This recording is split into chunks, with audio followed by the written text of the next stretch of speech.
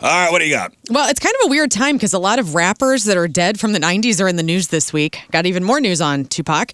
Dr. Phil is being sued by a former publicist. GTA 6 leakers want a disc version. And on-screen couples who actually despised each other. All right, we got that. We got your crappy birthdays, the porno birthday, all that and more next in your Crap on Celebrity. Stay there.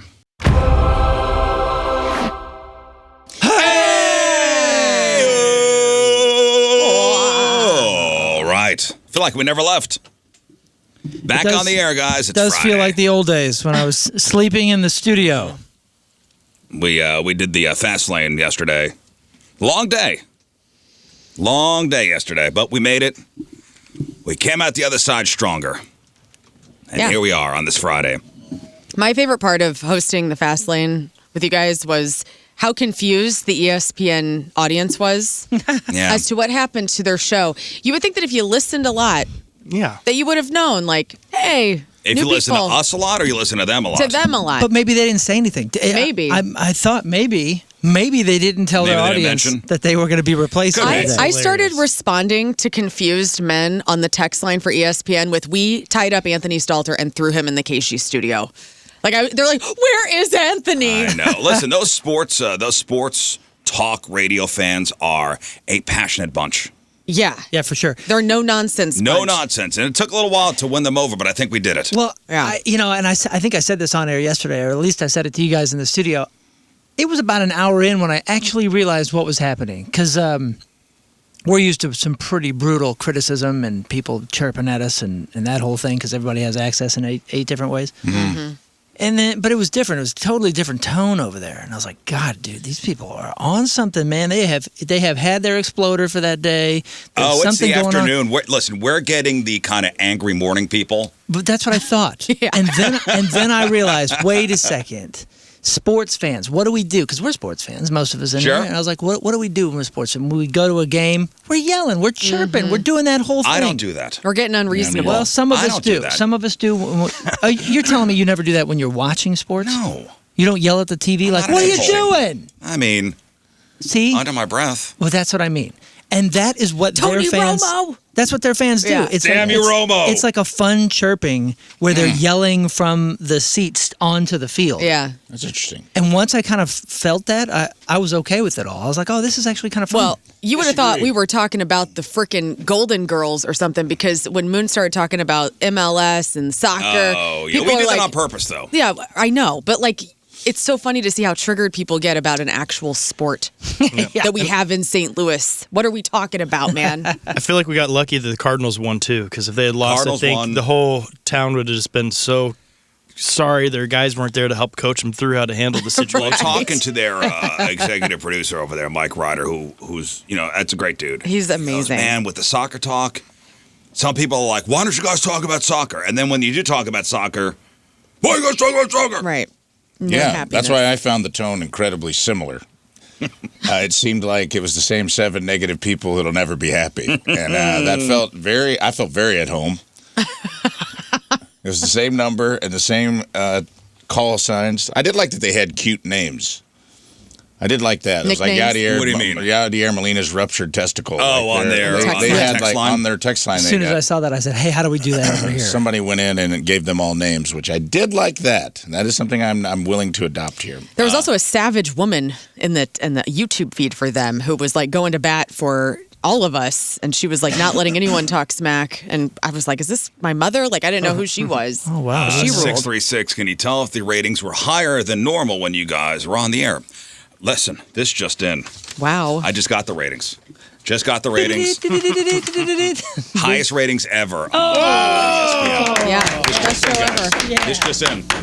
I think we may have said yep, it's a ratings record. Wow. Crazy. Watch out, Manatee. And you know what? Retired, never doing it again. That's it. Goodbye. Never doing it again. One Period. and done. You go out while you're on top. That's it. It's like my doing stand-up. Never again. It's over. We did it. Did a great job. Batting 1,000. Done. There's a lot of stuff going on this weekend here about town. BMW Championship down at Bellerive. Banana Ball down at Busch Stadium tonight and tomorrow. That's a big deal. The Savannah Bananas are in town. Mm-hmm. Is that sold out? Anybody know? Man, They usually sell out wherever they go. They're sold out. I guarantee it. Yeah, I think it did last time. I know our dear sweet Cindy Lennox has a box seat. Oh, sales they woman, Cindy? I thought I saw an interview with the guy. They did one here last year and sold so many tickets and had so many people wanting it. That if you remember last year, first night rained out, right. And then they rescheduled. But they only did one. Yeah, it's 2 nights now. They're doing 2. They sold so well that they had to double. We just did a Disney Plus deal. I mean, that's wild. So Savannah Bananas and the Loco Beach Coconuts. That's right, the Loco Beach Coconuts. So they did a Disney Plus deal? Yeah. They're What's the deal? Because I just saw an interview with that guy where he was like espousing all these high-minded views about not selling out because it was TV deal. Oh, just a TV deal. Oh, he's not selling. Good. The owner is not selling. Good. Yeah, and congratulations to him. He's doing well. They make a lot of money. How these players are getting paid? I never heard anything about that. Exposure. Well, I'm sure they're getting salaries. Oh yeah, that's how I can hand exposure to Amron. Oh, I've given him my gold record yes, my gas bill's high this month. Let me put exposure in the envelope. How many industries been paying in that for a long time? Savannah Bananas were 2 nights last year too. They were? I thought it was. Yeah. Wow. According to slim pickings on the seats. According to Google, they make the players average a little around $100,000 a year. Great. That's great. Yeah. And those guys they're actually paying them. Those guys are probably stalled out in AAA or made it to the high minors, AA. Yeah, that's wonderful. Almost ready to age out of being a pro player, and they'll go over to play one of these teams. Yeah. And also, it says rookies 30 to 50,000. So, I mean, that's a great, if you're just coming up, that's awesome. That's awesome. So, tonight and tomorrow down at Busch, 2 o'clock pregame plaza opens up. You got player appearances. 3 o'clock. The Before the Peel show begins. That's so Gates good. open at 4:30. Pregame at 6:30, 7 o'clock first pitch, and game time. Do you know that there are different rules for banana ball? So win the inning, get the point. Every inning is worth 1 point, except for the final inning, where every run counts. 2-hour time limit. No new inning can start after 1 hour and 50 minutes. If a batter steps out of the box, it's an automatic strike. No bunting. Bunting results in an immediate ejection. Any wild pitch or pass ball during any count, the batter can steal first. So if a pitcher throws a wild pitch during any count, the runner could run to first. Love that. No walks allowed. If a pitcher throws 4 balls, it becomes a sprint where the batter can advance as many bases as possible until every fielder touches the ball. That's hilarious. No mound visits. Coaches and players cannot confirm the mound. If a fan in the stands catches a foul ball in the air, the batter's out. That one is awesome. That's I one love of the that best. rule. Me too. Is that new? Is that one of their new rules? No, they've had that. That's always been a rule? Yeah. That's one of their things. See? You got to bring a glove. You got to bring your mitt. Your mitt. You always make fun of me for bringing my glove. Yeah, because it's just another thing to carry, and you're not 12. And also, if you catch something, nobody's out. I just want a ball. And I also want to say these guys get paid really well because they have roughly 65 games a year. It's called the Steve Bartman rule. $100,000 for that? I'm in. Bartman? They call it the Steve Bartman rule? I think it just should be called that. Let's give that guy some honor. Bart Inman. Wasn't that his name? Steve Bartman in Chicago. Did he actually get the ball? He just interfered. I think he caught it, and Moises Alou did not get a chance to catch it, and then they lost the game. I don't know if he caught it. I think he just interfered. Moises Alou. Is that the name you just said? Moises Alou. Yeah, the left fielder. That was one of the names on the Moises. texter was Moistness Alou. And I'm going, come on. These are funny. Yeah, don't bring your mitt to the stadium, Moon. Why? You catch He a foul can for the ball like a banana real man game. with your hands. Bananarama, bring it. Well, last time I tried to do that, I was jockeying with an old man, and he shoved me over. Well, and the you ball hit pushed me in that the old man chest. down. You know what? I should have. You should get a mitt that has like banana fingers. You pushed that man down. They have a lot of cool rules, man. Teams get 1 challenge per game for foul, fair calls, catches, or tag plays. Okay, and then the golden batter rule. Teams can send any hitter in their lineup to bat once per game in a key situation. Meaning, if I need power, if I need somebody to drive in runs, and if it was the Cardinals and the pitcher was up, you could just send Pujols in. Right. Even though he already batted. Even though he already batted. Yeah. It's great. There's a lot of cool stuff in here. Yeah. The tiebreaker's cool, too. Do you have that in there? the showdown tiebreaker used if the game is tied at the time limit, pitcher versus batter with single fielders. Yeah. It's like 2-on-1. That's pretty funny. No, I've never been. I do appreciate the whole show of it. Some people hate it. Yeah, I could see they're just like annoyed. Even a fan gets a challenge. They have a designated fan that can challenge an umpire once a game. That's Well, lunacy. I love there are it. the, quote, baseball purists that go, this is a mockery of the game. I know. Yes. Shut up. Get Sit down. shut up. And Yeah. they're selling tickets. Yeah, and it they're is a getting- mockery of the game. That's the fun of it. Right. They're the ones that are bringing kids back to baseball. It's amazing. This also brings me in because I love absurdity. And like I saw like Kristen Bell did like Oh, she she was sang. singing the Dirty Dancing thing, Time in My Life. Like I'm going, yes, I want to go. Dude, the Bartman thing, I was just trying to look up to see if he actually caught the ball. Do you know what happened to the ball? No. First of all, they made his seat like a tourist attraction. Oh, at Wrigley? Yeah. Aisle 4, row 8, seat 113. I love Like, it. the thing is a big deal. But then the ball was snatched up by a Chicago lawyer, of course, and then sold at an auction, of course, in 2003. So he never even got the ball. Grant DePorter purchased it for $113,824.16 on behalf of Harry Carey's restaurant group. Then on February 26, 2004, it was publicly detonated by special effects expert Michael Lantieri. In 2005, So they blew the ball up. Okay. Yep. It's like I get it. It's like bad luck. destroying the curse. It's bad luck. In 2005, the remains of the ball were then used by the restaurant in a pasta sauce. While no part of What? the ball itself was in the sauce, the ball was boiled and steam captured, distilled, and added to a final concoction. Wow. Today, the remains of the ball are on display at the Chicago Sports Museum. While You don't further think that's a remains- bit much? Dude, it's pretty funny. I mean, look at Yeah, this. and also, when you see the video of it, you just hear of him, and there's like 5 other guys with their hands out Oh, as of course. well. He's the face of it. Yeah, it's funny how there's other hands hitting the ball at the same time. Well, because he was so unique looking. He had the Yeah. glasses. He had the headphones on. Yeah, he did. Yeah, the headphones. He did were look like a awesome. time traveler, like a nerdy 1992 time traveler. They ran him out of town too. Yeah, they did. Sad. He had to leave town. Yeah. Another reason to Cubs fans are terrible. Is all forgiven? I would think. I don't know about that. No, he He probably wasn't forgiven until we 2016. talked about this. We looked this up one day early on when I first joined the show. I remember we looked it up, and it was like he moved like Arizona or something. I know he moved out of was town. like, I don't really. He's like, I don't even follow baseball anymore. He's just like, I quit baseball. Well, He's like, baseball I'm not players- interested. He's just like they had offered to such a have. fan. They had offered to have him come back. Like when they won the World Series, they wanted to like water under the bridge it, have him come back, have him be part of the celebration, and he turned him down.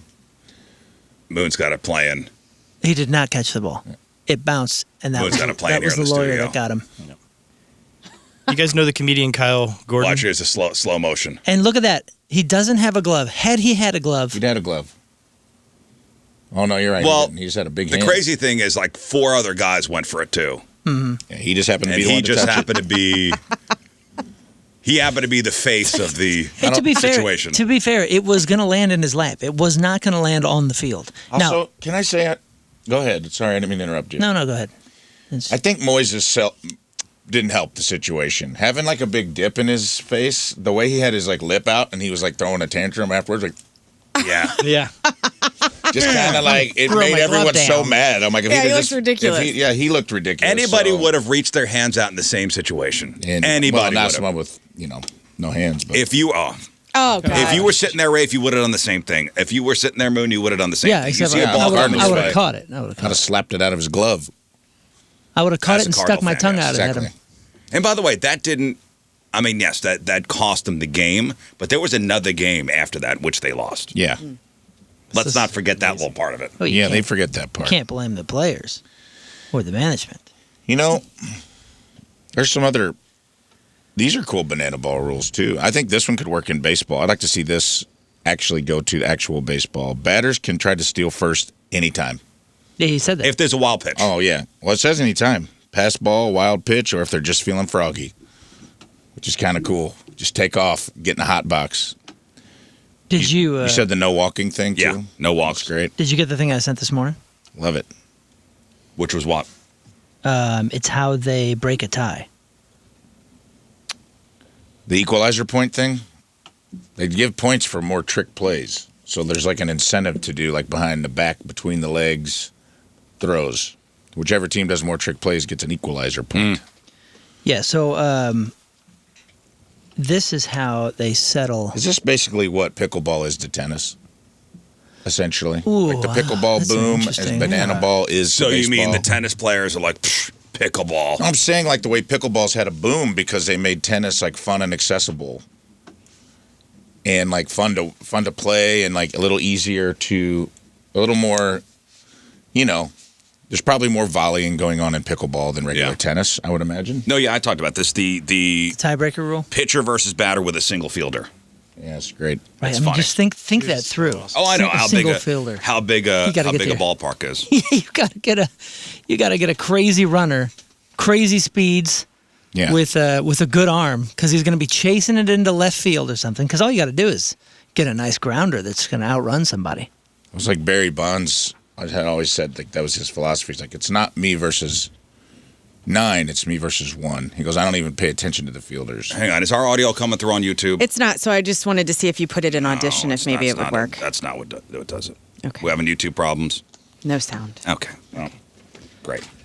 That's perfect. Yeah, so banana ball. Imagine being on the field, if you would, and Barry Bonds or Mark McGuire's at the plate, and you're the only fielder. Gosh. Where do you play? You play up the middle, or right? just I don't know if they like make them play the end. Is there a specific place you have to play? And no bunt, so you can't throw a bunt down. Nope. I would play probably right behind second base. Yeah, I don't even know where you would Center of the play. field. Yeah, right at the grass. Right at the grass. That's where I'd go. Hey, in other local news, it's been 3 years since that fire up at St. Laborious Church. 3 years? Wow. 3 years. Wow. No way. 3 years. So do you guys know what's going on with it? No. Like, so that was that Skate Laborious, Yeah. that skate park.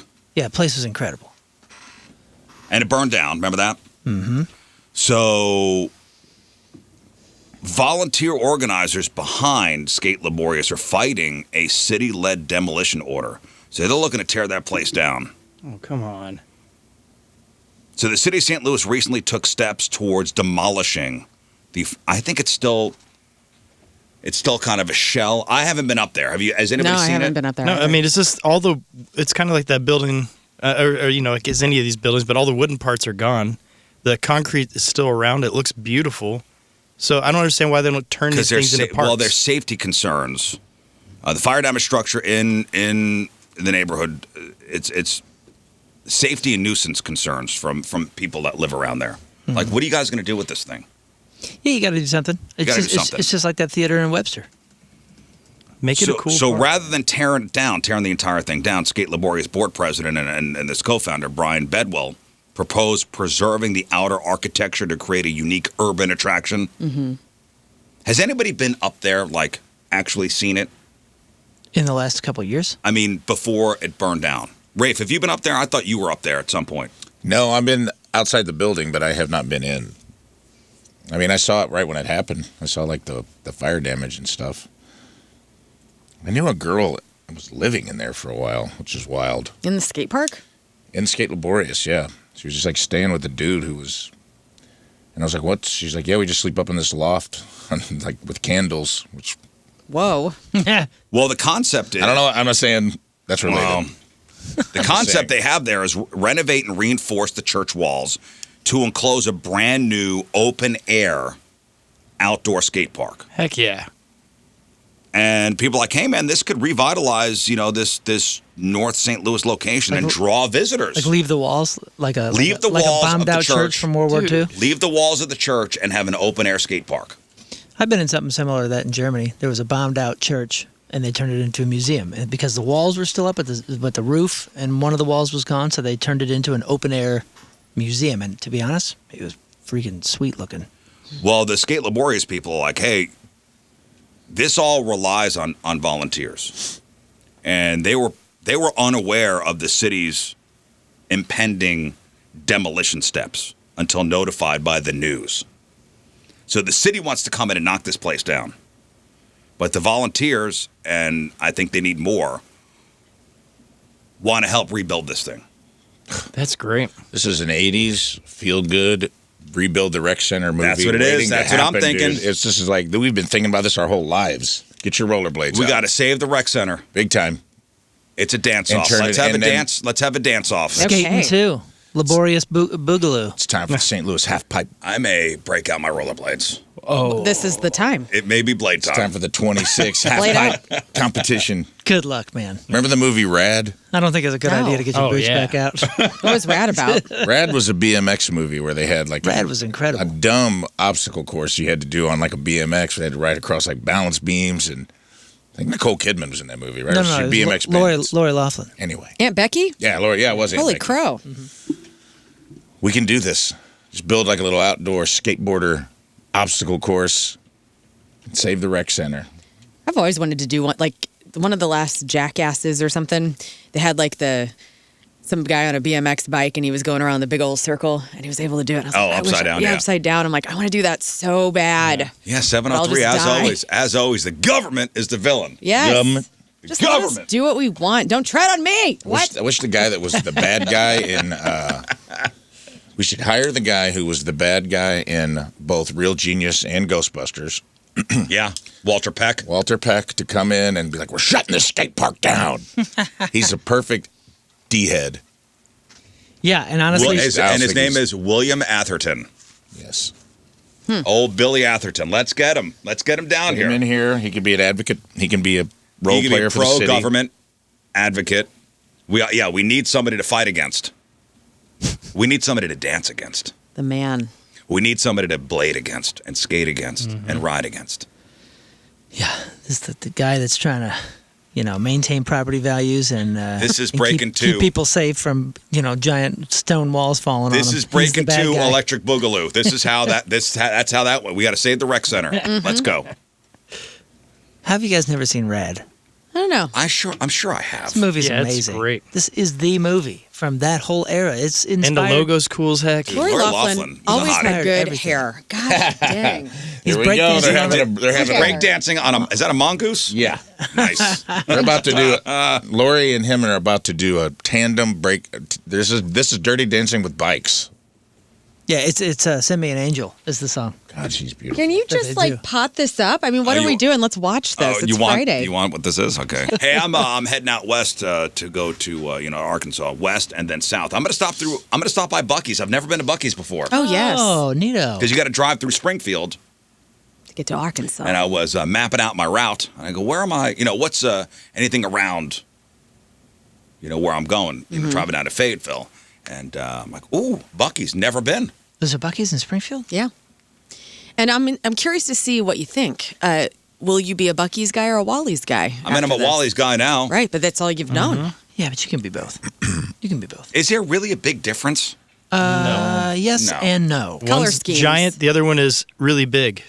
It's just, Yeah, and then one has 8 bazillion people, and the other one has 6 bazillion people. So it's like, Oh, so when I go to Buc-ee's, it's going to be. Madhouse. Yes. Am I that going is to be true. pissed? Should I just keep on driving? No, you should definitely go in and sit in that energy and get yourself something. I mean, I've heard so much. It'll be past the line of pissed and more in awe. You'll just be Okay. like, oh my Yeah. gosh, these people turned it into a mall. It's like holiday shopping. Angry Yeah. all. It's like an 80s mall, just packed with people going in every direction. Is there anything specific to get there? Like, what would I be That's kind of missing Anything out with a on? beaver on it. That's kind of I- the funniest question because you will find things there and go, how is this here and this here and this here? I mean, it is a freaking mall, dude. Anything. I want you to come up with a random product in your head. Sweet You'll beaver find it nuggets. yep. I bet Rad, you could probably get the DVD of Rad there. Yeah, I bet Yeah. you could. Kolaches, sweet beaver nuggets, Kolache. expensive beef jerky wall. I'm looking at signature Bucky items. Oh, you're talking about the food. Beaver Yeah, I'm nuggets are talking crunchy, food. puffy corn nuggets coated Are in those sweet good? brown sugar. They're all pretty good. Puffy corn nuggets, huh? That's what I call Tim. What's up? Puffy That corn was nuggets? your nickname in high school. Yeah. Puffy corn nuggets. Aw. Is there any are there sandwiches? Are there? Yeah, they Oh, got yeah. all. I mean, you know Wally's brisket. Yeah, it's good. I like Wally's ever so slightly better because I think it's slightly higher quality meat. But all Well, the at Wally's, sandwiches they there- got the guy like chopping it up there. They got sausage on a exact stick. same. And they got exact same at tuna Buc-ee's. sandwiches. Yeah, I'm going to get a tuna sandwich. Smoky handheld smoked sausage links on a stick for I'll tell you. convenience. I'll tell you what the difference is, because they have the island there where they're cutting it all up as well at Buc-ee's. But Buc-ee's is so overwhelmed that I haven't really seen any of the guys in the sandwich island with a smile on their face. Whereas Wally's, everybody's really happy. That's the biggest difference. Is everybody's really happy at Wally's, and Buc-ee's, everybody's just really like, great. Good to see you. Goodbye. Thank you. Oh, really? Thank you. Okay. Let's go. Go, We go, gotta go, go. go, go, Let's go. Yeah, it's a mall, man. I'm excited. Good. I'll be Get there gas around there. 5 o'clock. All right, people. It's right. It's 3 hours. Yeah. I about plan on that. leaving at 2. Oh man, Rizz Show listeners, go to Buc-ee's from Meet that me at area. Buc-ee's. Let's go. Anybody going my way? Let's Yeah, meet at Buc-ee's. okay. Around 5. That's fun. We'll have some puffy beaver nuggets. The crazy thing is, if you're not getting fuel, you got to park pretty far. I don't know about how that one's constructed, but usually, you know, if I'll you- probably guess up. yeah, but Can you leave your car at the pump? don't do that. No, because it's one of those places you go and you'll see no person by their car, and every one of those things is almost full. Yeah, And so you have that's to go all the way rough. down to the farthest yeah. end. Get your and, gas and then go park. Yeah, far. everyone goes inside and just leave their car at the pumps. Is that the call? Don't park at the pump. But what if I'm getting gas? I'm probably spending Yeah, if you get 70 gas, bucks in gas. Get there, then there's plenty of spots close, but I'm paying 70 bucks in gas. Let me park there for 2 minutes. Grow up. they got a discount. You're getting gas for that price. This is a fair exchange. This has nothing to do with you parking it there. Oh. Is that anywhere near where the gathering of the Juggalos is happening? I don't know. about an hour and a half south. What's the town? Max Creek, out in is- Camden County. So the gathering is this weekend too. Don't speed in Max Creek.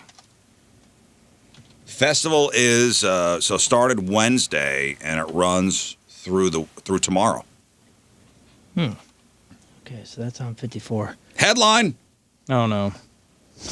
4 arrested, hundreds of pounds of narcotics seized in Camden County man. crackdown on the gathering of the Juggalos. Oh, so Max Creek is just north of Springfield. Bobby the Bone Man did his show last night. I haven't talked to him yet. Bobby but I'm- Jaycox? Yeah, he I'd love to get a report. and Sarah Squirm headlined the comedy of the Gathering of the Juggalos, which was Thursday night, last night. And I'll be curious to hear his report. Man, they picked Oh, the yeah, right place. please. He went Please all call in. him. They picked the right place. It's just south. This Max Creek is just south of Climax Springs. Oh, Well, what? that seems to be in the middle of nowhere. And Max Creek was one of those towns where they would pull you over if you're going like a mile over the speed limit. Oh, really? And so they ended up losing their police office, so it's only a highway patrol that patrolled the What area. do you 'cause mean? they- Oh, because they were so corrupt down there. they were all probably Whoa. driving Yeah. brand new Chargers. No kidding. And they made you go, it was something like you had to go down to 35 miles per hour, something stupid like that. That was an annoying town. You're going 70, 70, 70, 70, and then 35 in this little town, and there's a cop right there. Yeah, that's like West City down in Southern Illinois, like by Benton. You get pulled over every freaking Immediately, because time. it goes Yep. from like 65, 70 down to Cambria. 35. Yep. Wait, and that's On the way to John A. Logan College, there's a little town called Cambria. And if you were going 1 mile over, dude, they'd get you. They get you. It was speed trap towns. There's one everywhere. that's all I got. Well, so there was a big drug bust over there at the gathering. What did And they get? What kind of drugs? It we was a talking? coordinated enforcement push led by the Camden County Sheriff's Office alongside the Mid-Missouri Drug Task Force and the Missouri State Highway Patrol and local emergency services. They targeted, it's all these out-of-staters coming in, selling drugs for the festival. So among those taken into custody is 45-year-old Kevin M. Jones of Easton, Pennsylvania, known as Blunt Man. I am Blunt Man. He is known as Blunt Man. Because he says what's on his mind and he gives it to you straight. No. I bet. Yeah, instead of No. that Iron Man voice, it's I am Blunt Man. So I guess this guy's been on That shirt the sucks. drug task force radar You think? because he posts on juggalogathering.com. He advertises Blunt Man's one-stop shop, an operation that claimed to have supplied the festival for over 20 years. Wow. He even got one of the Insane Clown Posse guys to talk about it. Here's Violent J. Thanks, Violent J.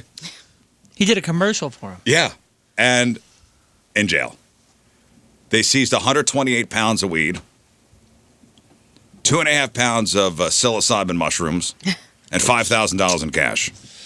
The mushrooms are going to cost him. Thanks, Violent J. Yeah. Appreciate the advertising. The finest weeds. Right onto the radar of the drug task force. Oh, Blunt Man, you say? Oh, okay. I do.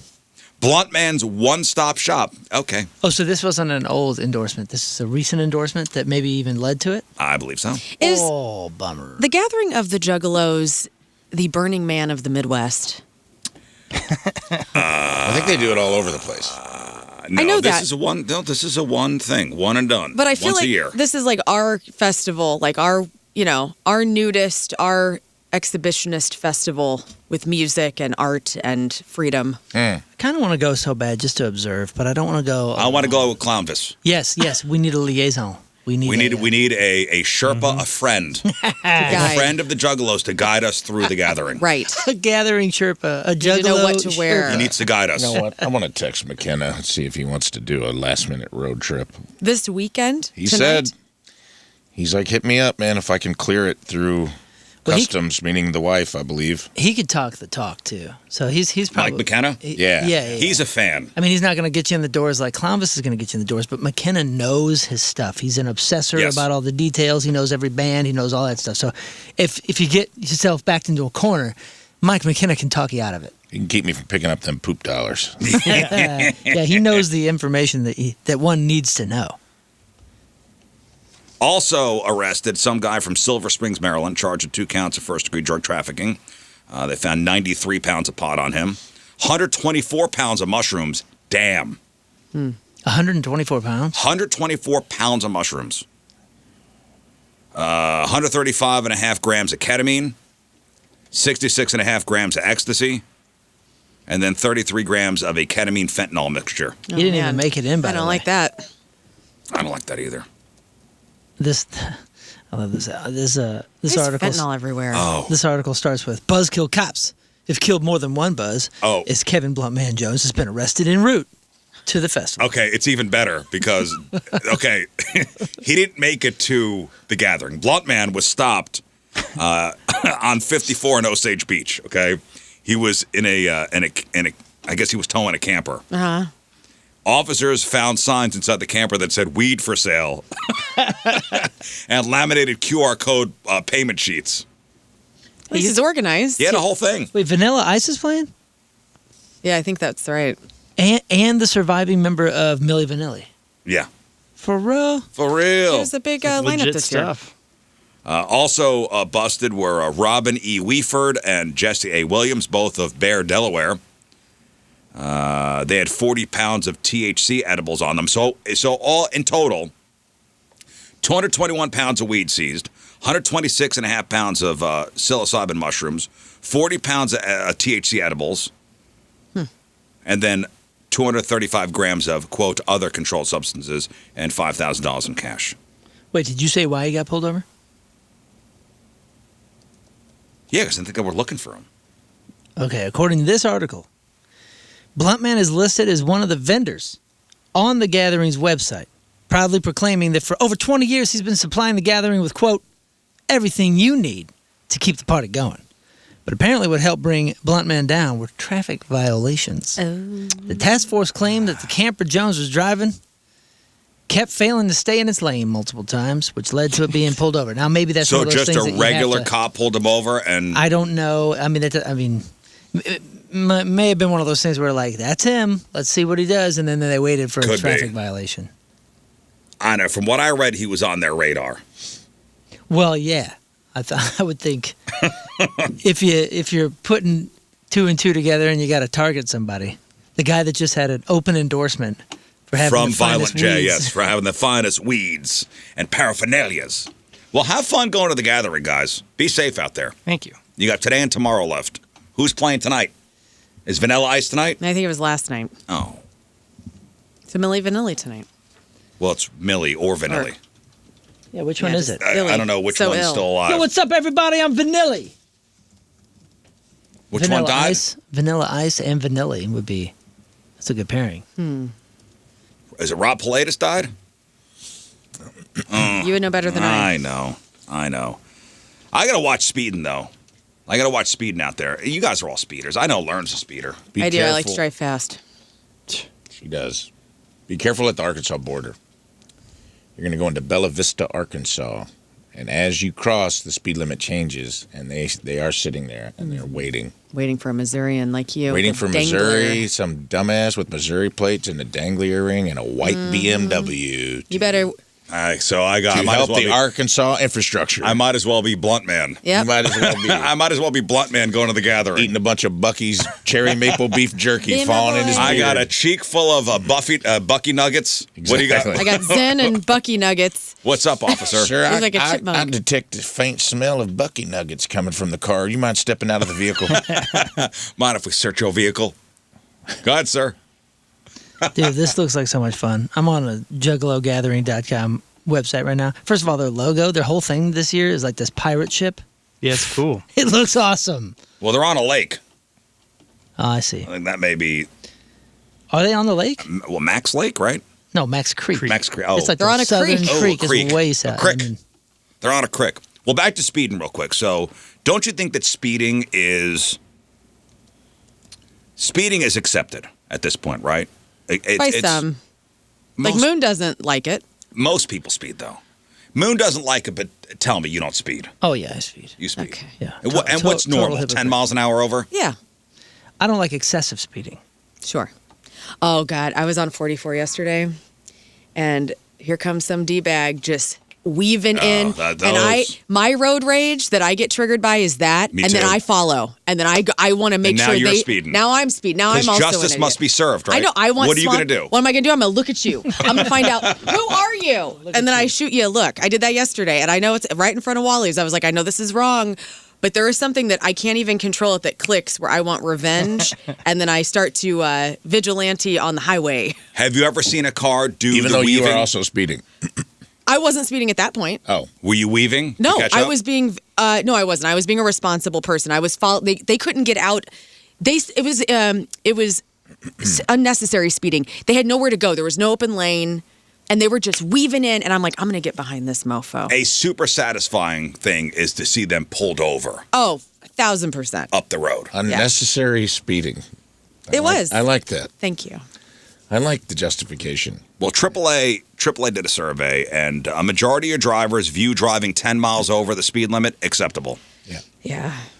While most do not expect to be pulled over by law enforcement until reaching 10 to 12 miles over the limit. I'm usually cruising about 12 miles an hour over.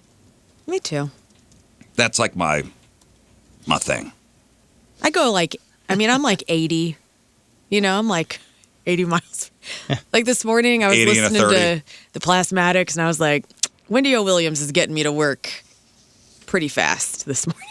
Get you going? Yeah. Sorry, cops. Don't mean it. Well, 10 to 12 miles an hour is pretty much everybody's threshold for speeding. But now, here in Missouri, they're going to raise the speed limit to 75. I think they've pushed that back. It's supposed to happen next week, but I think they pushed it back because they can't get the signs. There's a shortage on 75 mile an hour signs. Nice. So they're I pushing wonder it what back. state just bought a bunch of them before we could get them. That's I don't know. Just be safe out there. Okay. It's funny because that old George Carlin bit is still good today. I think he says, ever notice anybody driving slower than you is an idiot? Anyone going faster than you is a maniac? And if someone has the audacity to go the same speed, you're like, what's up with this a-hole? That's really. What's the worst speeding ticket you ever got? I mean, you've gotten speeding tickets. Yeah. You've gotten a speeding ticket, Learn? Of course. It's been a while. Nothing Same. crazy, though. Knock on wood. Nothing I never got a crazy. crazy one. It's always like 11 over or something like that. I think I got one for 8. Yeah. Once. 8. Yeah. Over in your neck of the woods out in Chesterfield on They got you for 8? Baxter, or one of those little roads back there. I was going 8 miles, and it was off. I was coming down a hill. And then I'll let you go? Nope. 8. Yeah.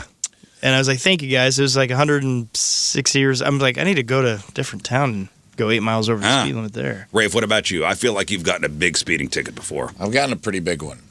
The cop actually did me a solid on one. I think I was like 85 and a 55, which is 30 over. Oh, 30 over? But he wrote it for 19 over. Ooh, yeah, because I think anything over 20 Yeah, I think he is. saved you an arrest. I think anything over 20 is a court appearance.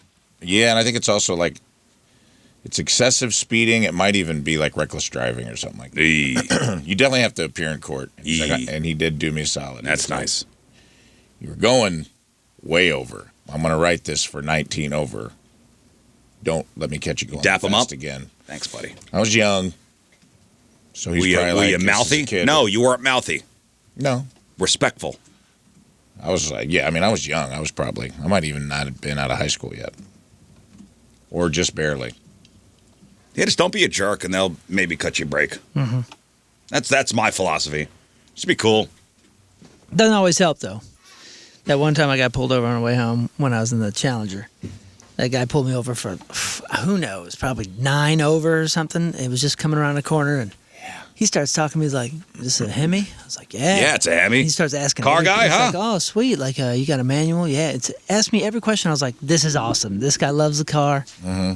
He's gonna be cool. He's gonna let me go." And he's like, "Man, what a beautiful car. I wish I had something like this. Here's your ticket, $300 or whatever." Dude, there's some of these small towns too, man. Like down in southern Illinois, it's called Truex Trower Blacktop, and it's between. It connects like 2 little towns through all this. It's just a perfectly paved 2-lane blacktop. There's never anybody on it. It feels like a car commercial, and you want to just you just want to see what the car can do. And it's the perfect. Like, there's nobody ever around. Open her up. You can open it up. You may not see another car. And that was where I was at, and I was like, I'm going to see if I can like drive like they do in the car commercial, because it has curves, but they're not like drastic curves. Yeah. You feel like you're in a car commercial. Yeah, you can kind of feel it when you go around these curves. You feel like you're in a car commercial. It feels cool. And I was cruising on that road, and there was a cop sitting sitting off the side of the road. That's Somebody said they got busted 76 and a 30 in a high school. Oh, boy. Damn. In a high school zone. Yeah, I'm not even doing that. 76 and a 30. That's when they take your car away from you. Yeah, man, that's Wow. wild. Yeah, listen, speeding for highways, the side streets, you got to be cool. Like, you can't be, I try not to act a fool on the side streets, because that's where you really get into trouble, you know? 76 and a 30. Damn. Through a high school. Damn. Sign me up. No, yeah, a lot of on Highway 50. That's another one. You go through these small towns, and it'll go from 60 miles an hour down to 30. Right. Without really much warning. And you got to be really paying attention to the signs that say slow down. And then you're driving through these little towns, and all these cops have new cars. You go, oh, when do we get the money? When do we get the money for that? Because there'll be a court appearance, and you go, I'm not driving out here. I'll just pay the fine. Yeah. Also, I love technology in cars that show you the speed limit on your dash. You know how like GPS has that? It is nice. I love that. It is nice. I'm Not just all the now time getting it. accurate, though. Oh, You really? just got to pay attention. I've never noticed it's not accurate. Most of the time it's right on, but again, you go through some of these small towns and you don't know what the hell's going Now, on. the law is where the sign is, right? So if I see a sign coming at 30 and I'm doing 50 right before it, but at the line like that, I mean, that's where it changes, right? That should be, yeah. I'm asking, like, just to clarify here. It ain't that slow until I hit that sign. That's my rule, yeah. Yeah. I don't know if that's right, but All right, I'll tell I don't know. I'll tell the cop that. That's Lauren's officer. rule. Lauren's rule says. Tell the cop that. Yes, that Fayetteville trip should be interesting, and my son's going to be going to college, next year, and Moon's got a kid going to college next year, another one going to college next year, so we're kind of in the same boat, looking at schools, for the kids, and this was an email that came over to my buddy's radio show down in Louisville.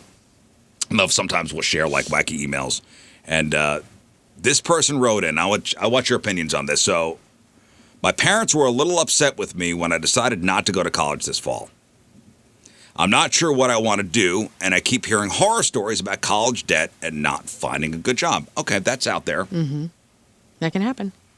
So I told them I was going to spend the money I got as graduation gifts and some of my own savings to get a nose job. Okay. They are losing it now. I have been living with this oversized nose my whole life, and nothing would make me happier than to look like other people for once. I'm so tired of hearing, "Oh, you're so beautiful just the way you are." Yeah. What are your thoughts on this? Especially the people who have struggled with something similar. Hope my parents don't hear this. LOL. Yeah, you're investing in how you look. And unfortunately, that's going to play a role in future prospects that you, like jobs you might get. Like, I hate saying that, but that is true. Like, if you don't have confidence in yourself, that comes out. And so if that really is something that they're bothered with and they have the money and they want to make that decision. It's your graduation money and your savings. Yeah. And you think that will help you in some way? Whatever, man. You're not clearing out your 529, your college fund? I'm not spending my college fund that I saved up, or your college fund that I saved up for your nose job. That's for college. Yeah, I say go for it. But hell, if you want to spend your graduation money, if you want to have a new face, let's go. If you want to save up, if you want to spend some of your savings, you want a new schnozzle, fine. Dude, nose job is something that I don't want plastic surgery, but if I had to pick one, I would get a nose job. Yeah, because it does change everything. Parkrest for you if you want. I know you do. Parkrest Plastic Surgery, Trust right down me, the street. I bring this up, and Tim's like, no. Where would you have him put your new nose? I would give it to you, Scott, for Valentine's Day. Yeah, I say go for it. What's it have to do with college in this particular instance? It's from their graduation money that they got from their grad party. But they're not supposed to use that for college anyway. I mean, are you? That's not what that's for. No, that's for. I thought graduation money's gifts for Fun you. money. Yeah. For doing well in high school and hey, good job, you made it. Here's a little boost going into the real world. Yeah, do it. Do it. I don't understand what the. Well, so they didn't say that they're doing this instead of college, right? They didn't say I'm taking a year off so I can do a nose job. I decided not to go to college this fall. I'm not sure what I want to do, and I keep hearing horror stories about college debt and not finding a good job. Taking a break. I can understand from a parental perspective. Has nothing to do with the nose job. I don't care about that. Do your thing. I can understand though from a parental perspective in America, and I'm saying in America because we are in America and we have American children. The statistics are not great for a kid that wants to take a semester off or a year off and then go to college. Even if that's the plan, I think the stats are the kid that takes the year off, the gap year, it doesn't work like it does in Europe. In Europe, it's kind of built in. Like for the most part, they know that 18-year-olds shouldn't be making lifelong decisions if they're not ready for it, if they don't know exactly what they want. We're going to backpack across Europe. Yeah, so they will take a year very intentionally to kind of learn themselves. Who am I in this real world when I'm not waking up for high school classes? Mm-hmm. And I think that's the way to do it. Unfortunately, though, that's not what we do here in America, and the stats are against the kids that take off. Like, all right, so Mom, Dad, I'm not going to go to college. Well, what are you going to do? I don't know, hang out. I'm going to hang out for you, and then I'll go to college next year. But and that sucks. When an American parent hears that knows the stats, they're a little bummed because they're like, I think you're kind of taking some of the chances away from yourself. But I mean, it's kind of similar to the nose job to me. Like I look at that and go, oh, you're finding yourself. Like if you actually do something with that time, sitting around in your hometown, not doing anything, not exploring, not like enriching yourself. Yes, that's probably not the best idea because you're going to get lazy. But if you're somebody who has the means or, hey, I'm going to work my way through the United States and see this country, or I'm going to just kind of go where the wind blows me and kind of see if you can handle that. I think there's some benefit to that for a young person. Yeah, we just don't set up American kids for that. Sure. I think it'd be smart if they do want to do the year and maybe travel, they could do half the nose job so they could save some money and then do the other half later on. Do the half later. Yeah. Do the nose job. Also, there's no... always do the nose job. Yeah, do the nose job. Okay. I mean, this has nothing to do with that. Do that, definitely. Yes, Rafe. I just think there's no bigger predatory lender in the United States than FAFSA. So take the year off. If you don't know what you want to do... Well, you're not hanging out. Don't be hanging out here. You're going to be doing something. Yeah. Yeah. But I'm saying, like, don't feel like you have to, like, you were saying that the chances of them going back to school after taking a year off were slim. Like, put the percentages down. But there's also a lot of people that go to school and don't know what they want to do and borrow a bunch of money and end up in crippling debt. And at least if you're hanging out in your hometown and you're farting around, maybe you're breaking even. You know, you're working like you may not be working like your dream job. Well, listen, you ain't going to stay here and sleep till noon every day. You're going out to work. That's right. Sure. There's a benefit of taking a break and smelling the flowers. Well, not if you get a nose job. Well, you have to get really close now. All right, hey, before we hit the break, I do want to do this little exercise here. I thought this was a pretty fun thing to read, and I want your guys' opinions on all this stuff. So I'm going to give you a task, Okay? The task has to be done. Is this something you're going to do yourself, or are you going to pay somebody $100 to do it? Okay, I love this. Okay? You get the premise? I'm going to give you a task. It has to be done. You can do it yourself or pay somebody $100 to do it. All right. Fish your house keys out of the toilet. Learn. I will do it myself. Will you do it yourself? Yep. Okay. Rafe. I have to pay someone? No. You have to do. The task has to be done. Right. You could either do it yourself or pay somebody to do it. Right. No, I'll do that myself. Okay. Scott. Oh, yeah, I'll do it myself. Done it myself. I almost dropped my socks in the toilet this morning. Whoa. Now, those couldn't go in the trash. Those are going in the trash, but I still got to get them out. Clean a stranger's vomit out of your car. Ooh. Has to be done.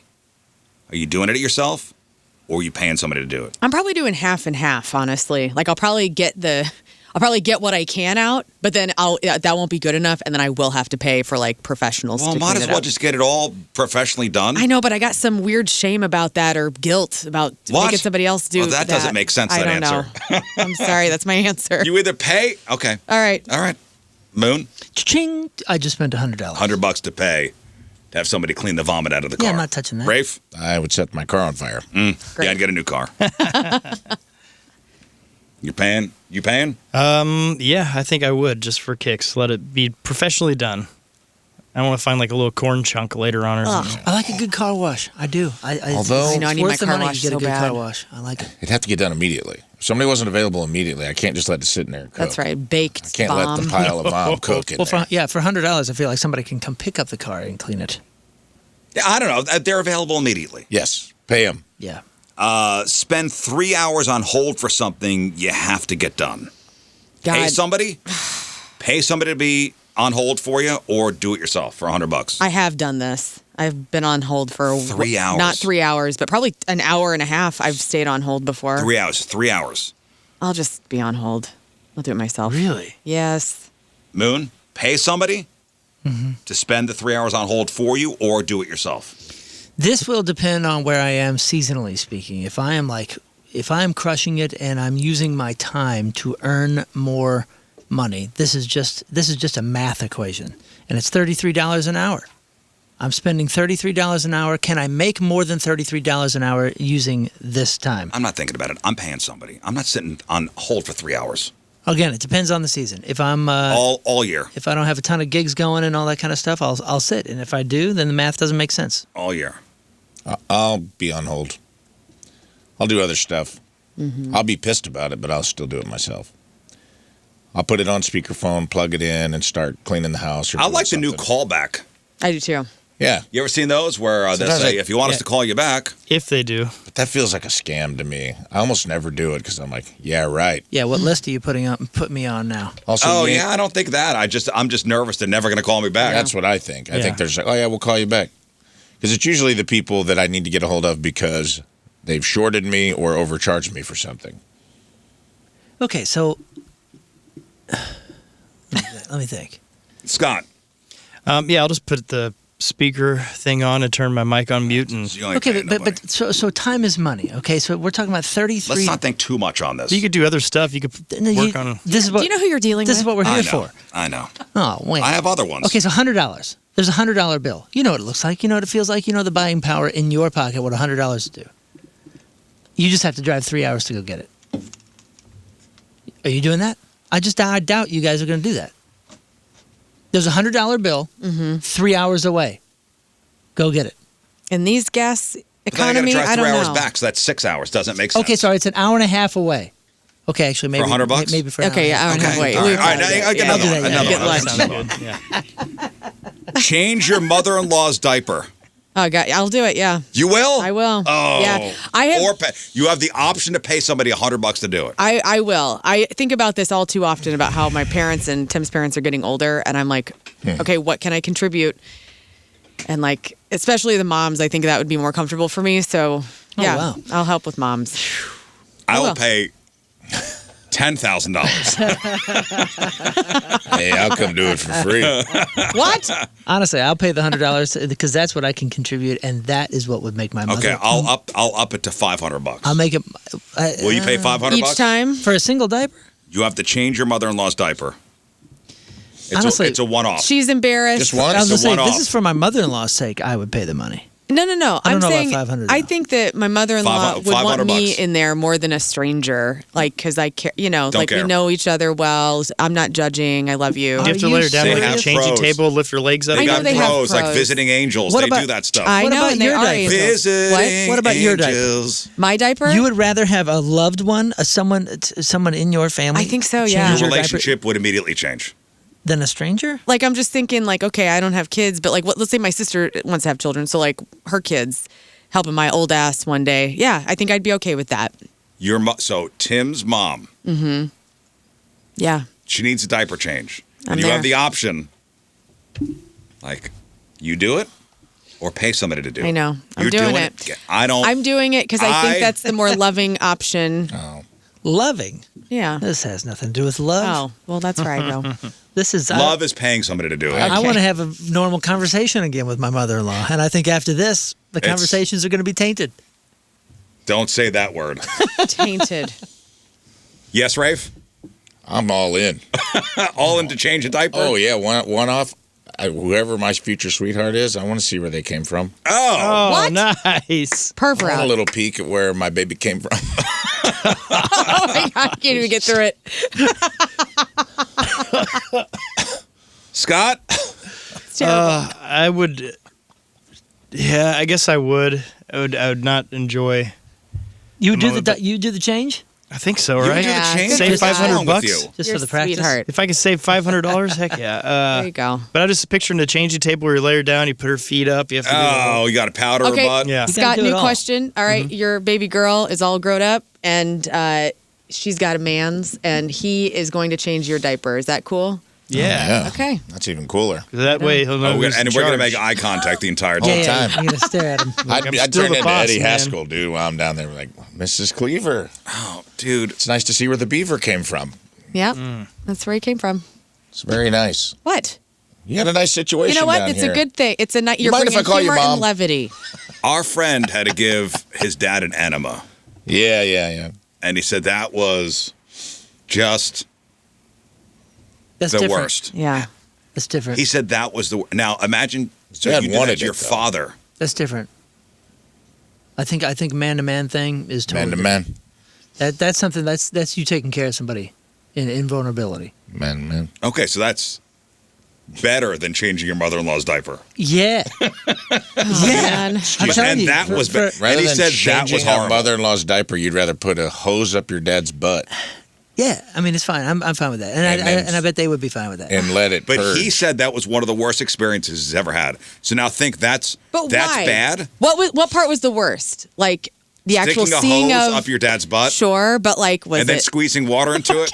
Nah, listen. Well, no, it's not just what's going in. Yeah, it's the everything water- comes the whole out. The water's process. not going up. The water's not going up there for safekeeping.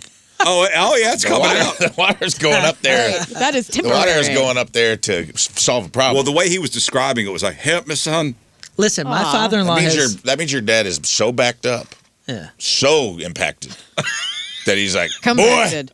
get the hose in the funnel. Oh God. Daddy needs a movement.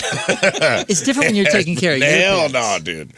Your mother-in-law probably just put a little couple rabbit turds down and just gotta clean her up, But hang send her on her on. way. It's different between. Is it not different between a parent and an in-law?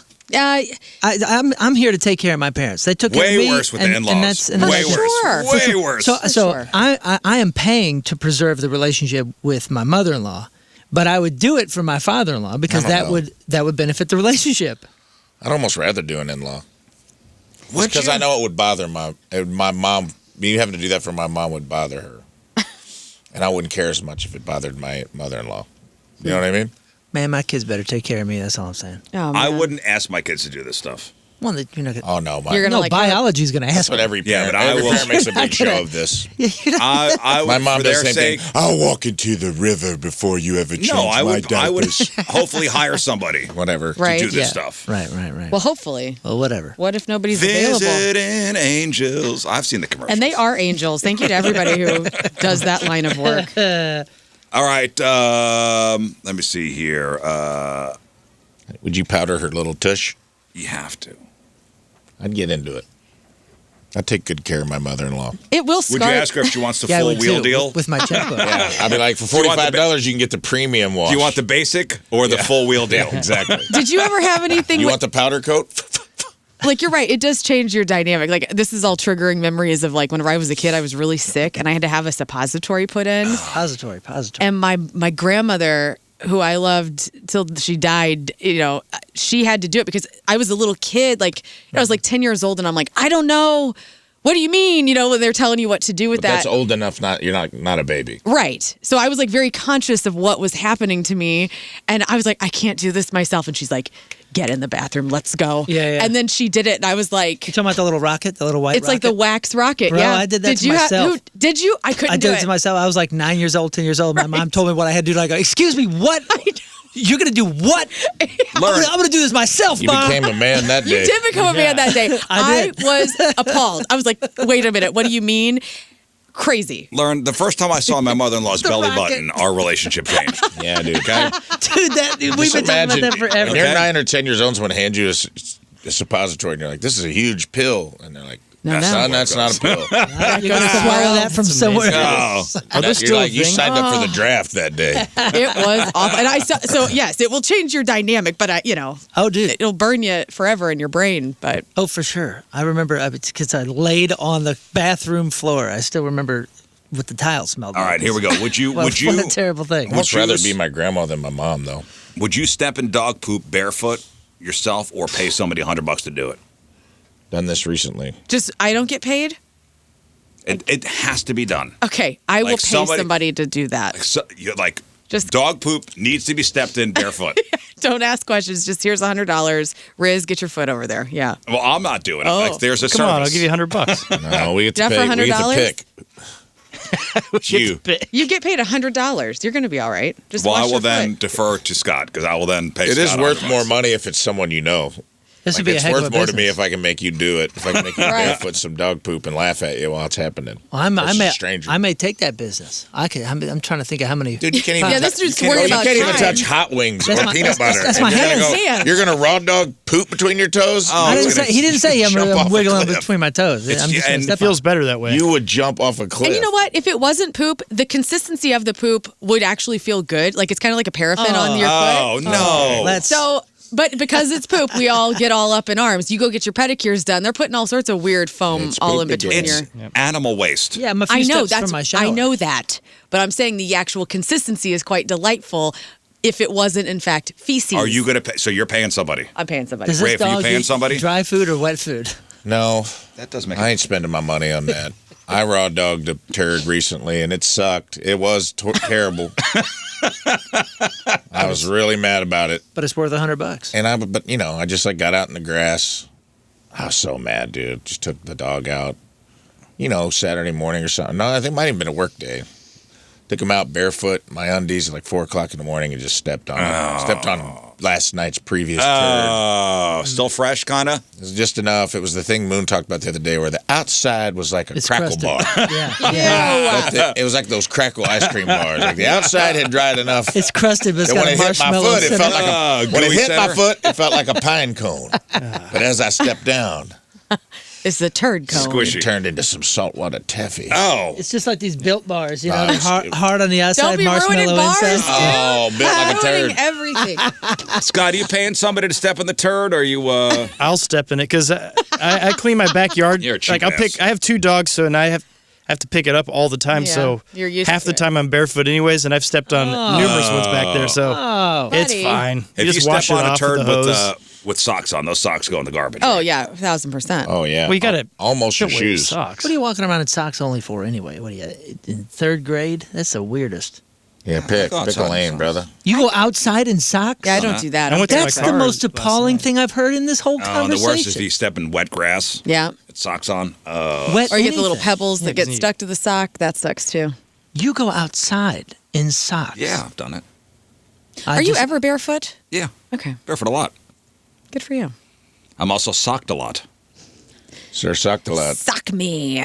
Yeah. nice. Scotty sucked a lot. That's what they call it. Walk around in my socks. Are you one of those psychopaths that wears Did their you say socks? sockopath? Psychopath that wears their socks with like like extra sock at the end that flaps around? No, it's got to be. Do you remember? It's got to be toy. The first The time you saw golden that, toes. oh my God! Like, but they're No, walking he's around talking with about they're flapping. not fully on. They got to be toit. By the way, speaking of feet, did anybody see the photos yesterday of Margaret Qualley with the Chanel shoes? I'm putting those in quotes because Chanel designed, they wrapped, so just stick with me I'm for a sorry, second. I'm not on your algorithm. So Margaret Qualley is gorgeous, and she was out promoting a new movie, and she was on a red carpet yesterday. And instead of a full shoe or a sandal, Chanel had made just a thing that goes over the heel, and then it wraps around the ankle like a strap. So her little patoots were out. So she's barefoot with her heel covered. Yes, Moon, do you mind looking this up? Because I want your take on my this. God. Is If this she sexy? stepped in a turd with those shoes on. She would definitely feel it. Maybe not on her heel. Look, what's They're going like- on here? These are actually could be good for sandals, on What's hot going sand. on with that? That's very strange. Isn't it odd? There's a heel back Ew, there. and she's got like weird things on her feet too. What? Well, What? first That's of just all, normal wear and tear on a woman's foot. Yeah, I'm just saying this. I know. That's not a money making foot, is what he's saying. But when you're wearing Chanel- those kind of quote unquote shoes, you better have perfect ass feet because people are going to be looking at your feet. Well, that's right. You're Look at not that. wrong. There's. She's that so gorgeous. Is that a though. corn? I She can't doesn't have a tell. corn. Is that a bunion? Yeah, I not- think it's No. a bunion. I don't Listen, know what's happening. I think she just like scabbed up. She's got a little. She had something like She a got mosquito sideways bite. toe. Look at that. Look at those little toes. Yeah, this wasn't the sideways. day. But to what do we wear feel those. about this shoe? Is this It's not coming even in? a shoe. It's dumb. Okay. I think she had an 11th toe and they cut it off. If you're interested, I'm stepping in the poop. I'm gonna start a poop smashing business. To be honest, if every turd gives me $100. Okay. All right. New, All right, here's- new I endeavor don't for think Moon, guys. I don't think you would. Oh man. I think you'd go out of business. You know long what? term. we could actually experiment this. We You could want the throw in- darkest one here? This is the dark. This is the finisher. I'll of tell you this. what. I'm gonna bag up some of my dog's poop, and I'm gonna bring Just it up, like- and I'm gonna be like, That's right. I'll give you $100 to go barefooted in the parking lot. The gauntlet. Well, okay. I mean, this, as long as I can prepare some sort of a foot washing solution. upstairs here in the bathroom. Shall I wash your feet? I mean, what Like an the easy, Pope? What an easy 3 Shall I minutes wash your feet? for $100. All right. Here's the finisher here. Okay. It has to be done. Do it or pay somebody. Tell a parent their kid died. I will do it. Tell a parent their kid died. I'll do it, man. This goes into the loving part of Do I know them? my soul. I No, I you don't don't want know to 'em. pay You don't know off 'em. somebody. You don't know him. I You will- don't know him. Yeah. You're doing it. I will do it. Oh, I'm paying. You No. are? You're not? No, I feel like that is if I'm put in that position, that's a responsibility that's been put on me. This is Ve- not ve- your job. This is a one-off. I'm just saying, if I've been put in that position, it's very God or cosmically been put on me for a reason, and I would feel it my responsibility to do Nope, it I'm paying. in the right way. Yeah, I want to. If I don't know the person, if I knew the person, I would do it. But if not, yeah, why wouldn't I pay it? If it's a stranger and this is just you offering me money to do it, I would pay a grief counselor or someone better equipped for it than me to do it, of course. Why would I? That feels very almost narcissistic to be like, I am the It's one. narcissistic. A little bit to me. I would feel like, no, I'll handle this. Stranger, Oh, your no. child has died, and I'm the one best equipped to deliver this news to you. If I had I would rather pay money for like a professional to go do that. A professional. You know what professional? You have to pay somebody. Like, Well, Well, grief people. I guess yeah. Yeah, are there not grief counselors anymore? There are. There are. I'm definitely 1,000,000%. If I have an option to pay somebody, Yeah, I would I'm pay paying. someone Yeah. for that, man. No, I still got Clammus's number, so I'll pay Oh, him. yeah. Go pay He- him. Hong Kong. Are you sitting down? Hang on a minute. Let me get this. So I feel like if you know Oh, the it's a cloud of person, death at the door. like if you know the person and you fumble the bag, they probably are like they know your heart's in the right place. Right. If I fumbled the bag to a stranger trying to deliver news that their child has passed away, I would feel like a real Yeah, idiot. right. Nope. Okay. All right. Now that we've All talked right. about dead children. Yeah, Good thank morning, you. everybody. On that note, Bring your dog poop up here. everybody's willing to bring their dog poop up for you to step on. You're about to make some money today, brother. If that's seriously on Can the you table, imagine? let's get the line going. Would you do like a Tony Robbins dog poop hot cold walk? Yeah, dude. Cool moss. And Cool just moss. $1,000 Cool moss. every pile's 100. Cool moss, cool moss, cool moss, cool moss. Oh, and they got to be they got to be fresh piles too. And Clean there's- feet, clean feet. And there's just clean like a feet. Home Depot bucket of Dawn solution at You the never end. said to you jump never in. said anything about fresh piles. We were talking about the Built Bar style. I'm assuming these are fresh piles. Yeah, you want them to be warm, so it Fresh feels nice. piles. All right, today's Team Rizz Remember the Day is brought to us by Hot Shot Sports Bar and Grill. Host your fantasy football draft party at Hot Shots this season. Lock in your date at hotshotsnet.com/fantasy. From DeSoto, Rachel Dagenhart is our Team Rizz Remember the Day. Not to be a momentum killer, but somebody on the text brings up a good point. Didn't you get a bid to deliver bad news? I did. Have you gotten to do that yet? No, he actually was going to pass that on to someone at the Radiothon this year. Oh, I'm ready. well, he's getting paid for it. Mm-hmm. That's kind of different. And it was for the children. For the yeah. Rachel is a dedicated Rizz Show listener who loves everything about it, appreciates the laughs the show provides, and how listening actually makes her mornings better. Rachel works at Glenlow Awning and Window Co. I'm sorry, Glenlow Awning and Window Co. Loves being a grandma, enjoys hiking, fishing, camping, and pretty much anything outdoors. Rachel Dagenhart from DeSoto is our Team Rizz Remember the Day. Get super sweet Team Rizz Remember the Day soccer jersey. Get yourself signed up 1057thepoint.com/Team Rizz. All right, welcome back to the program. Phone number 314-624-3833 or 618-398-3833. The point text line 314-649-DUMB. The Bud Light Studio Cams 1057thepoint.com/Rizz. The socials at RIZZ Show. Your emails, rizzshow at 1057thepoint.com. Our friend Courtney Diamond, a.k.a. 8-Ball. She'll be in studio soon to talk about the Taylor Made show tomorrow over at Delmar Hall. Mm-hmm. It's her tribute to Taylor Swift. Final show ever. That's it. It's over after this. She's going to perform too. She will sing a song for us. So she'll be in studio in about a half hour. Rave C Memoriam. It's a big Friday show, huh? Let's land the plane. God, I was listening to my phone on shuffle the other day. And a song popped on that I had not heard in like 25 years. Do you guys remember this song? Oh, yeah, dude. Is this Henry? Yeah. Talk about barefoot. Do you remember this, Lauren? I don't think so. You Oh, don't my know this gosh, song? he's painted red. Oh, I remember the video. Not just on MTV, but on Beavis and Butthead. Yeah, me too. And he's like, oh, yeah, I love this guy. Like, they're losing their mind. And then he played the MTV Music Awards with a suit and barefoot, and I never forgot it. I was like, that is a crazy person, and I think I like him. This came on, and I was like, damn. Henry? Henry, you don't know this song? I don't know this hang song. on. This is Henry Rollins. Let her hear the chorus. Hang on.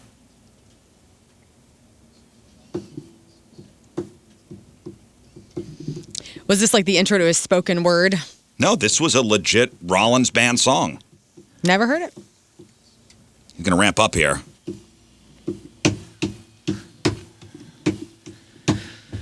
Cause I'm a liar! Wow, I haven't heard this. Oh my god. I'll burn your guts out! I'll burn your soul! Yeah, it hit right. Like I needed love this. I needed it. Scott, you remember the song? Dude, yeah, I haven't heard this in a million years. I hadn't either. Wow. Rafe, was this on your radar at all when you were younger? No. No? I like Henry Rollins, but I don't remember this at all. Oh, man, put this on this afternoon. Oh. Why? Where? In the car. Where do I go? In your crying you go room. to where you get music. Anyway. Yeah, never heard it. Yeah, that is. You've never heard I- it? Oh, man, that was a classic. I'll put that on in the closet I cry in. That's a solid That's a good one to cry to. 1993 classic. Yeah, that was also one of those you go to your friend's house and they really know music and what's really good, and they'd make you listen to that, and you're like, That's tight. yeah, Yeah, dude, I man. like it too, man. I like that song. Never bought the album. I don't know the other stuff. I don't No. know any other Rollins stuff. But I mean, I I know had he's the both. lead singer of Black Flag. Right. The Rollins band, I think, had a song on the Crow soundtrack, and that's about as extensive into the Rollins I mean, band that got. song's the only one I know. Yeah. And I think I saw him at a Lollapalooza once, and I like Henry Rollins, the man, though. Me too. I enjoy him and his spoken outedness. Yeah. I think He hasn't really enjoyed done the much lately, Mandalorian. has he? He popped up in my algorithm the other day, speaking about like end of world things. He's still out there. Yeah, doing always a his ray thing. of sunshine. Henry Rollins, just a ray of sunshine. Yeah. Whoever he goes, that man lights up a room. It's like reading Rainbow for punk rockers that are having a hard time. In a weird way, though, he kind of is. In a weird way, he's kind of one of the more positive guys. I know that sounds crazy. He does have a. I have seen him be inspirational and positive, super inspirational. but it does usually come through a lens of anger. Right. Right. He's It is working- a weird thing. That's why I relate. But I know. Eventually looks That's what I pissed mean. off. I like it because he's working through it, and he's working through it like unabashedly. Yeah. like, and He's in working front through of it you. with you. It comes through a lens of righteous indignation, where he's just like, it's scathing. Well, But that's it's often rooted in like truth and hopefulness, but it's never. It's That's through the gritted song. teeth. It's That's the through- yeah, song. it is. It's through gritted teeth. it's him yelling at you. a little bit. But at the same time, okay, Henry, I get you. Yeah, I mean, dude's punk rock, man. Listen to that song today. It'll make you feel better. It made me feel better the other day. Nice. I hadn't heard it in so long. Took me back to the mid '90s, Beavis and Butthead, watching Henry Rollins on Yeah. on MTV, painted head to toe red Never with s- just black shorts on, like gym shorts. Like you on. look like the devil. Yes, but like yoked. Yeah, he's He always in good shape. Yeah, he always has been, and he makes that like a big point of like life. Yeah. Like, he doesn't like you if you. Is he don't. straight edge? Like he's never done substance? I would imagine. Yeah. Yeah, I don't He think he's seems touched like he's anything. one of those straight edge guys.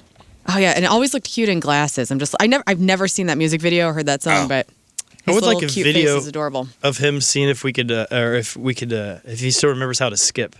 I want to see him try Henry that. Rollins doesn't skip. Henry Rollins' eyebrows are stuck in like the Groucho. They're stuck like They're this. always furrowed. They're furrowed permanently. So like, I think it's just like his eyebrows won't allow him to smile. He's No. like a buff punk rock version of Justin Thoreau. A little bit.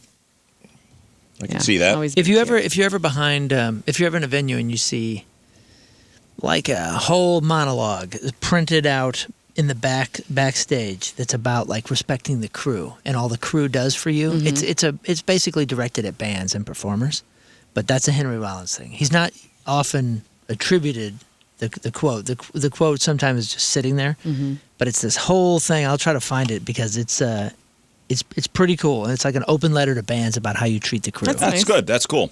Good to hear. I think when God made him and pushed his little chin dimple in, Yeah, he's got a doorbell pin. his eyebrows went down, Thank God. and then he was like, "This is how I am from now on." But he's still a hot guy. He just can't. He traded the chin dimple for being able to raise his eyebrows and Yeah. smile I love a like chin normal dimple. human. Me too. Let's do crap great. on. All right, time to find out what's going on in the world of music and entertainment with your crap on celebrities. Well, to ruin the show for a second day in a row, two summer stadium tours will meet in St. Louis on September 8th as the Foo Fighters have signed on to be the opening act for AC/DC. We, of course, talked about this yesterday, but Dave Grohl released a statement after the show yesterday, and I wanted to read a little bit of that. Dave says, I remember when it was like yesterday. It was AC/DC's 1980 concert film, Let There Be Rock, that truly introduced me to that raw, primal power of rock and roll performance for the first time. And now, for the first time, since that fateful night in 1980, my band Foo Fighters will share a stage with the gentlemen who are single-handedly responsible for my determination to give every audience everything I have every night. This is a literal dream come true, so if you want blood, you've got it. Let There Be Rock, St. Louis. We'll see you September 8th. And you know, there's still no word on why Pretty Reckless dropped out. They are playing a show 2 days before and a day after. They're doing their own headlining show. So what is happening What there? is happening? I don't know.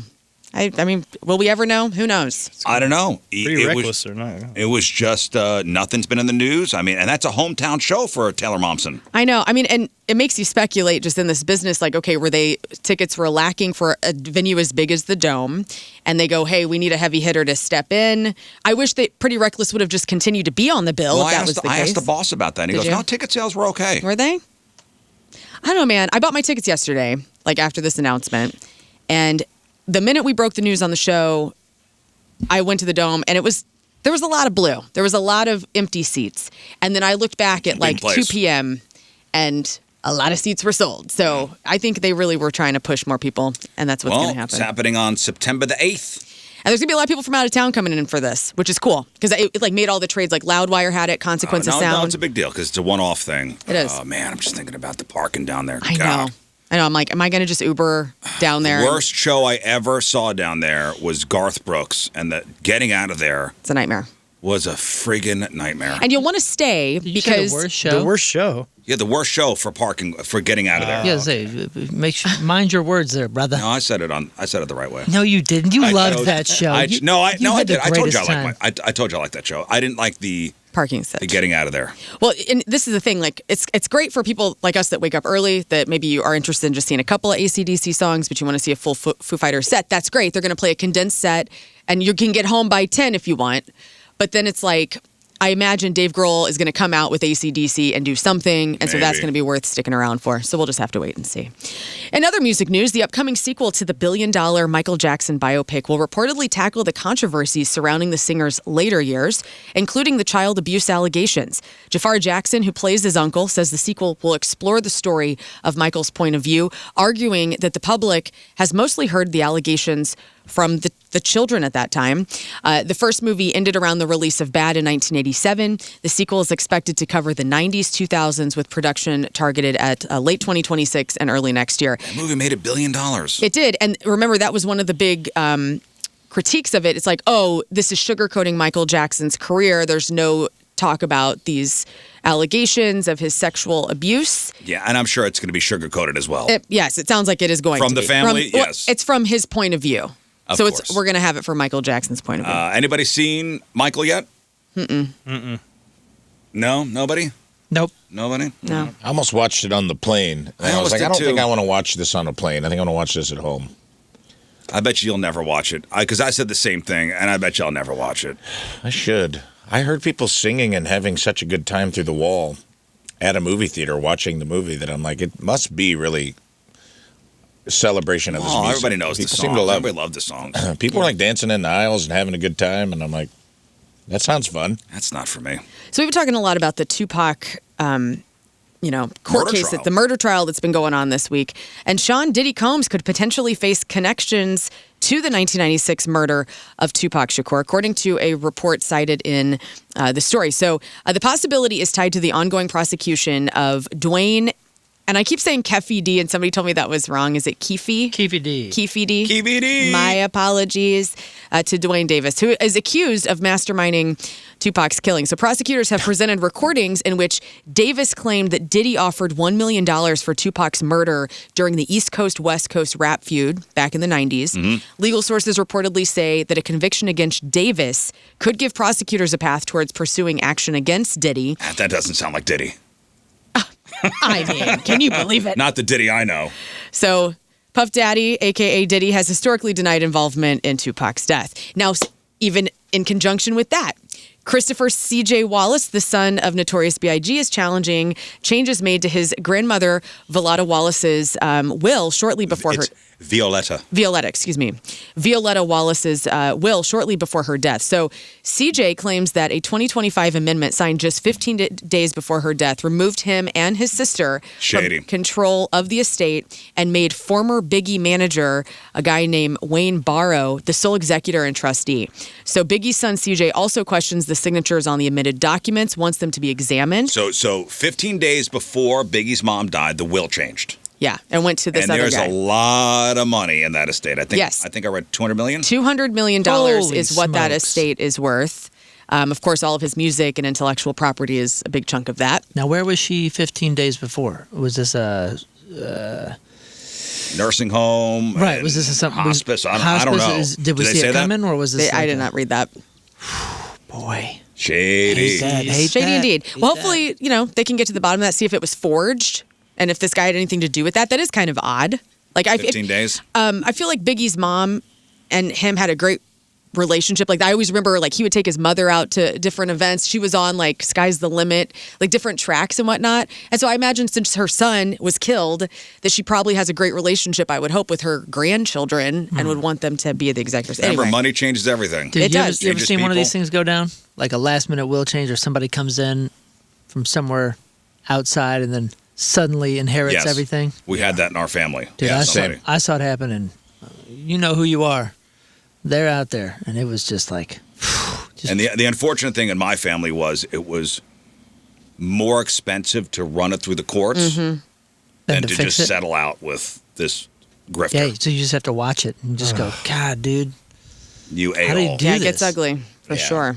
Luckily, my family's dumb, and my uncle tried to type something up in Microsoft Word with tons of errors. Then a spell check. Yeah, it was not Uncle even Jack. a good. No way. Yeah, he was a turd. New record store releases and streaming today. Barbarians California, Megatons. That's out today. They're going to be here in September. Weezer's latest self-titled album is dubbed the Gold Album. Brandon Flowers of the Killers dips into the country world with a new solo album called Thrasher. Kisses Destroys Anaheim 1976 is the latest live release to Another be guy released. into country, right? Yeah, Brandon Another Flowers. guy doing he probably country has. music. He probably can do it You though. think he's got the chops? Maybe he's got a voice He's a good that. singer. I'm a fan. He's He's a Versatile. modern Somebody Roy sent me Orbison. a Barbarians merch shirt that they said I should get for Roseanne. It says, I'm the president of Loving Your Mom. I can get you one at the show. It is a pretty pimp shirt, honestly. Then Stain's Break the Cycle 25th Anniversary Live is out today. In TV news, Hayden Panettiere's mother, Leslie, is speaking out again following criticism over her comments about her daughter's death. Remember, we talked about this yesterday with Gayle King. Vogel says that she and Hayden were estranged, but insists it wasn't because she didn't love her daughter. She blames what she calls a toxic individual for influencing Hayden and says she believes that person contributed to her death. She previously criticized Hayden's longtime on and off partner, Brian Hickerson, and his attorney says Hayden's death remains under investigation and urged everybody to let authorities do their work. Dr. Phil is getting sued You can suck this. by a former publicist who claims that he was the victim of anti-gay discrimination and wrongful termination. Somebody touched my pee-pee. Jerry What? Sherrill says he worked for Dr. Phil for 10 years and alleges that he was subjected to derogatory comments, Hey, back off. religious requirements, and a major pay cut before being placed on, quote, hiatus, and ultimately removed from his position. Here's a good idea. Let's all get drunk. So McGraw, Dr. Phil's attorney, strongly denies these allegations. And I'm horrified. says Cheryl was not fired because of his sexual orientation. What are you doing, you effing little bitch? And calls the allegations completely fabricated. So, You're effing him like a Thanksgiving turkey. and Jerry Sherrill is seeking damages and a jury trial. Well, good luck. Good luck, everybody. It's like he had a rebuttal for every one of those. I know. I know, that was incredible. He sounded pretty damn guilty, You're to be free to real. go. I'll get drunk. He is innocent. Dane Cook is telling the story of one of the biggest betrayals of his career in a new documentary called Funny Money, The Dane Cook Story. Dude, I watched a trailer for this, and it's very. I don't know if anybody's a Dane Cook fan here. I mean, listen, he was so big back in the early 2000s, right? He was huge. Yeah, I don't like the movie Dune and my chocolatey drink. Yes. And his brother ripped him off, stole all his money. Yeah, Daryl. Daryl. His brother Daryl embezzled $12 million from him. So it appeared, and his name's Daryl McCauley. McCauley and his wife eventually pled guilty to charges including grand larceny, forgery, and embezzlement. He received 6 years in prison and was ordered to pay back the $12 million. And the documentary, again, it's called Funny Money, The Dane Cook Story, is exploring Dane Cook's rise to comedy stardom and then that family betrayal. So that's going to be premiering in September, so be on the lookout for that. I got the little piece of the trailer. Oh, yeah. A person that spent so much time pretending to be something he wasn't. From the moment he left that bank, my brother disappeared. He would handle every aspect of every penny that came in. Yeah, so he handled all the money. It was like writing himself like $50,000 checks at a time. Yeah. So is this why he was doing the Comedy Store every single night? Trying to make more money? Yeah, there was a period there. No, I think you go to the Comedy Store for just to work on your stuff. Well, he was there every night for a while there. Like it was a Bruno Mars Vegas situation, you're saying? It was like a known thing. Like, yeah, Dane Cook was right down the road. If you would, it was like a thing where people would go. Yeah, but I think the Comedy Store, and Rafe, stop me if I'm wrong. People just have I wouldn't say a residency. They just, because they like doing stand-up, it's their social scene. Okay, I'm just wondering, with those coming out right around that time, you're like, oh, maybe. Like he was struggling.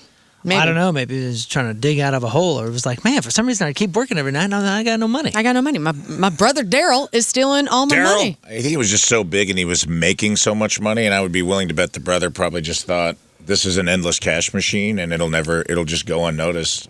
Well, what is Dane? You guys tell me. What do you think Dane? I don't know. Kirk's He net has worth us is? blocked on every social media. Yeah, for some reason he got upset with us Maybe he thought you were stealing the money. once. And What do you think blocked his us. estimated net worth is? Now is, I bet you, 50 mil. No, it's Maybe So less. his peak during his peak, what do you think? Based on his peak I think arena maybe touring peak, earnings. he was 50 mil. Now he's like, I bet he's like 10 mil now. So according to this I AI bet it was thing, way higher during his peak. it says anywhere from 80 to 120 million during his peak, Jeez. but now has an estimated worth of $35 million. Still pretty good. That's still pretty good. which means nothing. The internet. I know. What do you mean? But that's fun for us. I want to see his picture. Is it Bing. me? It's not Bing though. On Well, Bing, he's worth $7 billion. And his picture will be me Yes, for some reason. just like Rizz. Yellow Jackets is going to return for its fourth and final season, November 20th on Paramount Plus. So the Emmy-nominated thriller continues both timelines as rescue draws closer for the teenage survivors while the adult characters confront another threat from their past. So everybody's coming back, which is pretty exciting. Dave Bautista has officially been cast as Kratos in Amazon. Kratos, yes. In Amazon's live-action God of War series. He takes over the role from Ryan Hurst, who suffered a torn bicep. Dude, what a story this is. So God of War is a huge game on PlayStation, and the gamers all know that game. So they're making a TV show. So they hired this guy to play Kratos, which is the big main character. He got so ripped. They're already shooting stuff. He tears his bicep, They delay production. and then they fire him. Yep. They're like, oh, you can't do this exactly right now the way we want you. We'll just Oh, they got a Fired him. two-season order, though. Two-season order. Yeah. Fired. So, I mean, that's just business. It's like, hey, we got to go. It's the role of a lifetime for this guy because this is supposed to be a big show. Yeah. And he got out of his head ripped. Did you look? Did you see the pictures? He looks like him, too. Yeah, I mean, it's kind of a perfect do you think- casting. It makes Now they got sense. Batista now. Well, what do you think that's going to do? Is this going to I don't know. hurt or help? If that other guy was perfect. The other guy was perfect for him. It was the guy that played Opie Yeah, he's open. in Sons of Anarchy and was like the guy from Remember the Titans. And everybody was pretty Yeah. pissed on his behalf. Like a lot of the fans of the video game were like, he's the perfect casting. He's the perfect guy. They'll a get bummer over it. then. They'll get over it. In movie news, Mutiny, Jason Statham. It's 48% onto the tomato meters, R-rated movie. I can go into detail about these movies if you want, but I don't think anything big's opening this week. It's really not. Oh. Your best bet is the Magic Fairway Tree that has 83%, which is a family movie. It's PG-13. Andrew Garfield's in that. But also, Leslie Mann, Isla Fisher, and Anna Faris have a Spa Weekend movie, 67% on the tomato meters. Comedy, it's going to be rated R. And then Insidious has another sequel, Out of the Further, which is only rated PG-13, which I think is kind of silly, and it has 59%. So We're in between shows right now, and yesterday on the show, I forget what we were talking about, but we mentioned The Last House on Netflix. Yes. Oh, yeah, that's... looks it's- interesting, where they're it's stuck in the McGregor. house. It's awful. And Anne Hathaway. Is it awful? That's what we were talking about. Is that where they're stuck in the house as a family? I didn't know Ewan McGregor's in it. I think you and I are talking about something else, but yes, it's the guy from Narcos, and it's the gal from Oh, we must be talking about something else. Oh, we were watching some kind of trailer yesterday. some trailer, and it looked interesting. It's like a sci-fi thing where there's monsters outside. They got to stay in their house. Monsters during the day. It's was that one trash? that was called. It's a total piece of crap. Okay, that's good to know because Tim and I were like, we had that in the We queue. walked out of the theater, and the theater Oh, it was was the my theater? living room. No, Oh, I was it like, was what? It was my living room, but it was Well, I such might. a piece of crap. Don't Never watch mind. it. You're a Oh, wait, you got one more? I have one more. sorry, I have I'm one sorry. more list. So, you know, we love movies where couples are. It's a romance, right? So, like movies like Dirty Dancing. You think like, oh my gosh, Patrick Swayze. Patrick Swayze and Jennifer Grey must love each other They in must real life. love each other so much. Well, actually, no. And so I have a list here of some people that hated each other as they made their movies. So let's start with Patrick Swayze and Jennifer Grey and ruin Dirty Dancing. So their issues carried over from the movie Red Dawn, where Jennifer got sick of his macho attitude. So they were not They hated vibing. each other. Reese Witherspoon and Vince Vaughn hated each other in 4 Christmases. Sources say that her perfectionism clashed with his laid-back attitude. Ryan Gosling and Rachel McAdams in The Notebook, they had to go, and I love this story, they had to go behind closed doors and have a screaming match to work to get through their issues, and then they ended up dating 2 years later after the movie came Wow. out. Julia Roberts and Nick Nolte hated each other. That's notorious. She says he's a piece of garbage. Yeah, she called him absolutely disgusting. This is during the movie I Love Trouble, and said that he goes out of his way to repel people, which actually is kind of on brand for him. Claire Danes and Leonardo DiCaprio and Romeo and Juliet loved them together. He was constantly pranking people on set. She thought that was immature. Rarely spoke to him in between takes, but she did admit later that she had a massive crush on him during the filming of that, which is kind of cute. Gillian Anderson and David Duchovny on The X-Files. As Gillian once put it, there were definitely periods where we hated each other. And also on Seinfeld, Michael Richards and Sarah Silverman. So Michael cussed her out in front of everybody when she messed up a line during her guest appearance. A famous story. And then the next day she snapped at him, and then he was more gracious. She was very young when she was on the show. Yeah. And she played his girlfriend for like one episode. And apparently he was such a dick to her. Yeah. And she snapped back at him, and then he got kind of in line, which is kind of nice. Maybe that's all he needed. And that is your crap. Celebrity celebrating a birthday today. Casey Musgraves is 38. Usain Bolt is 40. I love her. Brody Jenner is 43. Tyler and Cameron Winklevoss. The Winklevi. They're both 45, the Winklevi. Keyless, milkshake singer, is 47. Alicia Witt, that is Zelda on the 7th and final season of Orange is the New Black, is 51. Amy Fisher is 52. Liam Howlett. Amy Fisher, like the one who shot Mary Jo Buttafuoco in the face? I believe so. Happy birthday. Was also on Celebrity Rehab. Happy birthday. Liam Howlett from The Prodigy is 55. Carrie Ann Moss, that's Trinity from The Matrix. I think I just saw her in some upcoming TV show or movie, so look out for that. She's 59. Serge Tankian. Serge is 59. Jim McMahon, NFL vet, who's dealing with early onset dementia, is 67. Really? Yeah, dude, it's I didn't know bad. that. That's sad, dude. Yeah, they're saying it was from some of the beatings It's he took CTE. during football. He's 67. Kim Cattrall is 70. Samantha from Sex and the City. Rock and Roll Hall of Famer Glenn Hughes is 75. And he actually just got off the road, which is really sad. Glenn Hughes? Yeah, he's not going to be touring anymore. And put a little love in your heart. What the world needs now. She also co-wrote Betty Davis Eyes with Kim Carnes. Kim Carnes. Jackie DeShannon is 85 years old. That was a good feel-good video from the movie Scrooged. Remember that Put a Little Love in Your Heart video? Love in your heart. Yes, because it's Al Green and her singing it, and it's just beautiful. All right, today's porno birthday is Trinity Loren, and today's birthday girl has been in 334 fine films, including The Adventures of Breast Man, Air Erotica, The All-You-Can-Eat Buffet, The Askapades, Backdoor Lambada, Big Melons, 6, 8, 10, 11, 22, 26, 30, and 31, Bouncin' in the USA, Count Chunkula, a classic, Edward Penis Hands, Hooter Heaven, Leave It to Cleavage 2, and who could forget a role in 1992's A League of Their Moans. Trinity Loren would have been. Oh, man, it's Friday. 62 years old. I can't help what day it is. Piece of crap. I love Why it. do you got to ruin our weekends, man? Love it. Everybody go watch her film. Passed away back in 98 from an overdose. Well, Everybody go watch a ghost my have gosh. sex. What? I thought you were going to say, No. I mean, you really... Is it weird watching a Same people. porn if you know the person in Yes, it is is. dead? Yes, it is. It's kind of It's weird, strange. right? It is strange. That's your porno birthday. Those are your crappy birthdays. And that was your crap on celebrities. Courtney Diamond is here. She's going to be in studio next. Yes. Our dear, dear friend, our old intern 8-Ball. And she is the Swiftie of Swiftiest. She's so good.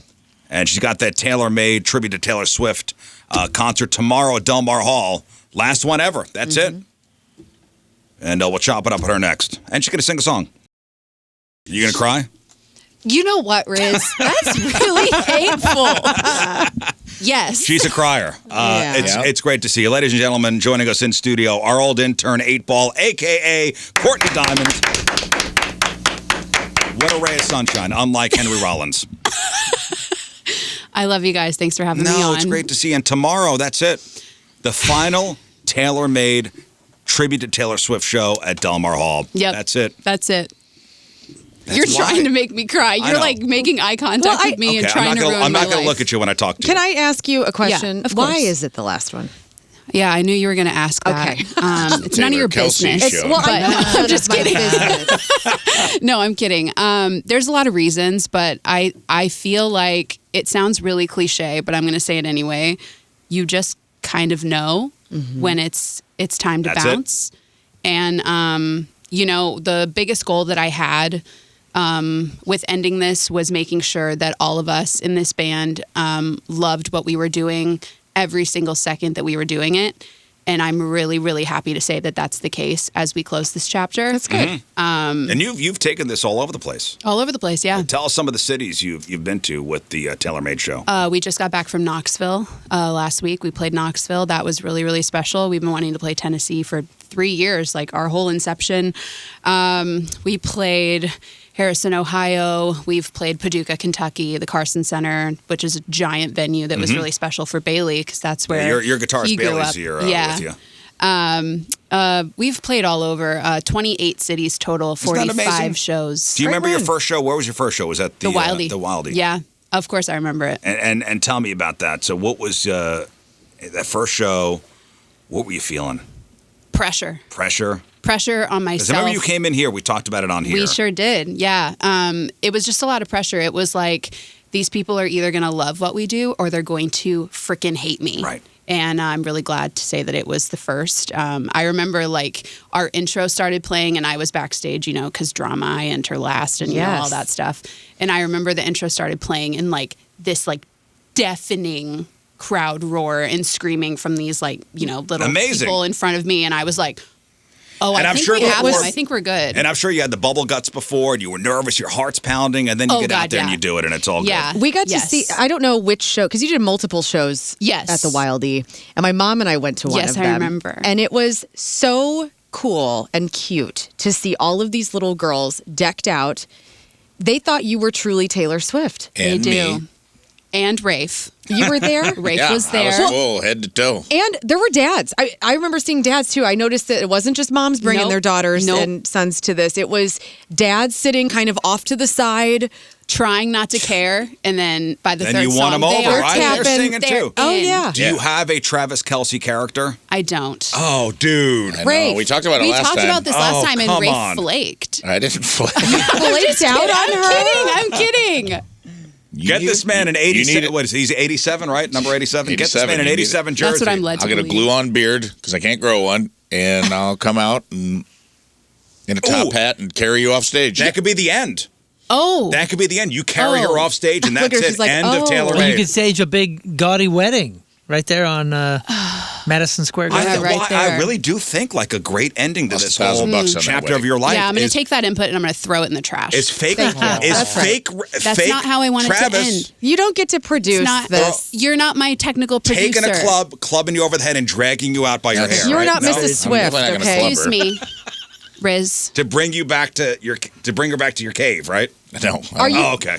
So there is kind of like a fantastic ending. I mean, a very emotional ending, which is, pretty predictable. But Okay. yeah. Yeah, It's going to be fun. it's going to be really fun. Listen, you've worn many hats over the years. Many. Radio student at SIUE, St. Louis Symphony chorus member. Wow. Show choir assistant director.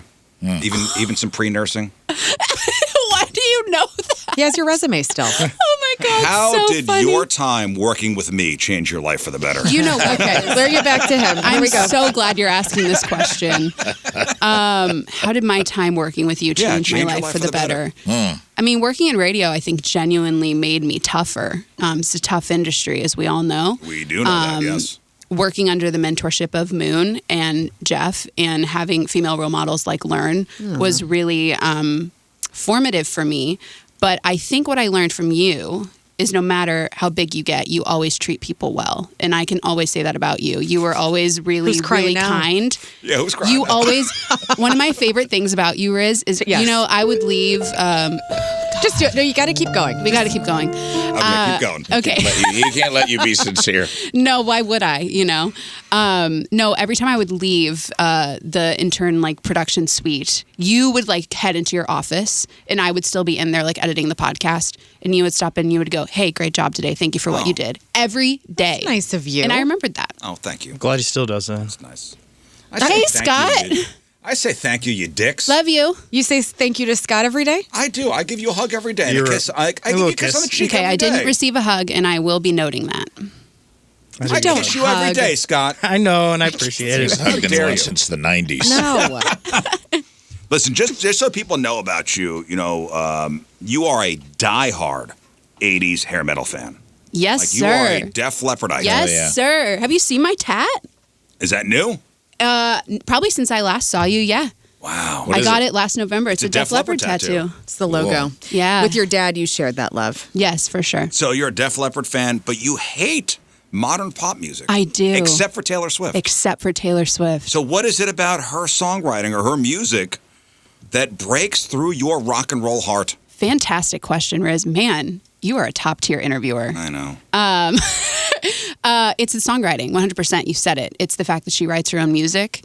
She always tells a good story, and she always has. Since I was 10 years old listening to her, I was like, this chick is writing about things that we're all experiencing every day. She's getting paid to do it. She's really honest.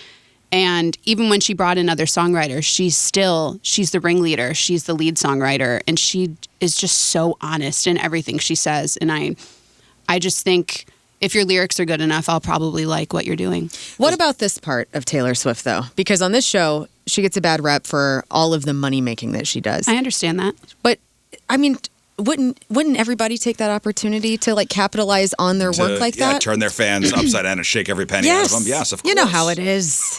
Look Yeah, forward I mean- to tailor-made Rafe's version Oh. coming up when you what? retire. Oh, wow.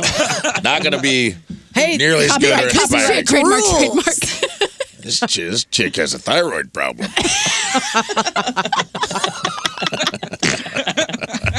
Gosh dang it, Rafe. I mean, I understand the argument.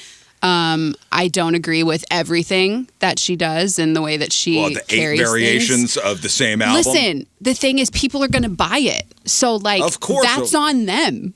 What Do you know what I'm specifically? saying? What specifically don't you like that she does? I don't think it's anything specific. I think she has an incredible relationship with her fans, and I think the capitalism aspect of what she does is the part that kind of strains that relationship. She is a businesswoman. And I think It that's is- great. The Taylor Swift brand. I think there's a line. The Taylor Swift brand is a big company. It is. It's huge, and I think it's amazing. And the thing is, she's always been unapologetic about wanting to be the biggest thing in the world. She's always said She that is. from She's a the very billionaire. beginning. So, like, people can't fault her for that. But the thing that I think is a little bit crazy is, like, I have a group chat with my Swiftie best friends that's like, anytime we have a merch alert set up to where when her website changes, we know about it before the Is that merch thing actually constantly drops. dinging? Not constant, but like we always have to go in and look at it right when it drops and then go like, okay, we're marked safe today. Today we're safe from buying anything. Yeah. That's brilliant. But like, you know, you have to have a lot of restraint when you're a Yes. Taylor Swift Well, fan. you know, there are a lot of little girls that Yeah. impressionable little girls that listen to her music, and when she 100%. puts out 15 versions of the same record, their wallets are open and they're going to, what does she go? Is she a Target girl? I don't know if she is anymore. She used to have Target exclusives. It Yeah, was Target exclusive. Oh my God, it's a Target exclusive. Take all my money. you have to have it. I mean, like, I don't know. But the thing is, like, but that's on you. And like, that's what I don't spend all my money on Taylor Swift. It's like stuff. having an addiction. Like, Yeah. in some capacity, like you have to know your limits Exactly. with things. And if you Yeah. have an addictive personality, Yeah. might not be the best thing to be a Taylor Swift yeah, fan. maybe you know? not. Maybe don't choose that artist. I guess it's better than smoking crack. It right? is better than smoking crack. I Did would you say go so. to the Eras tour? I did. Yeah. Just once or how? Just once, yeah. Oh my God. Kansas City. I would have loved to just been a fly on the wall watching you watch that. It was a lot of crying, if anybody can believe that. What'd you think of the wedding? A little gaudy, right? What do you think happened in there? Also, was Madison Square Garden the venue that you would have chosen for this? No. Okay. I was really surprised by it. And I also think that I get it because, like, she needs maximum security. I absolutely Yeah, and understand I even that. said that on the air. That's a closed venue like that. She can control pretty much every aspect of And who gets locking in, it who gets down. out. Yeah. Lockdown, no helicopters. We could take your phones, all that stuff. I think that's the only reason that she did it there. Like, personally, what I found odd was the guest list. What do you mean? Just people that I was like, does she have a relationship with this person? Like, I don't, like, because everything about her is so public.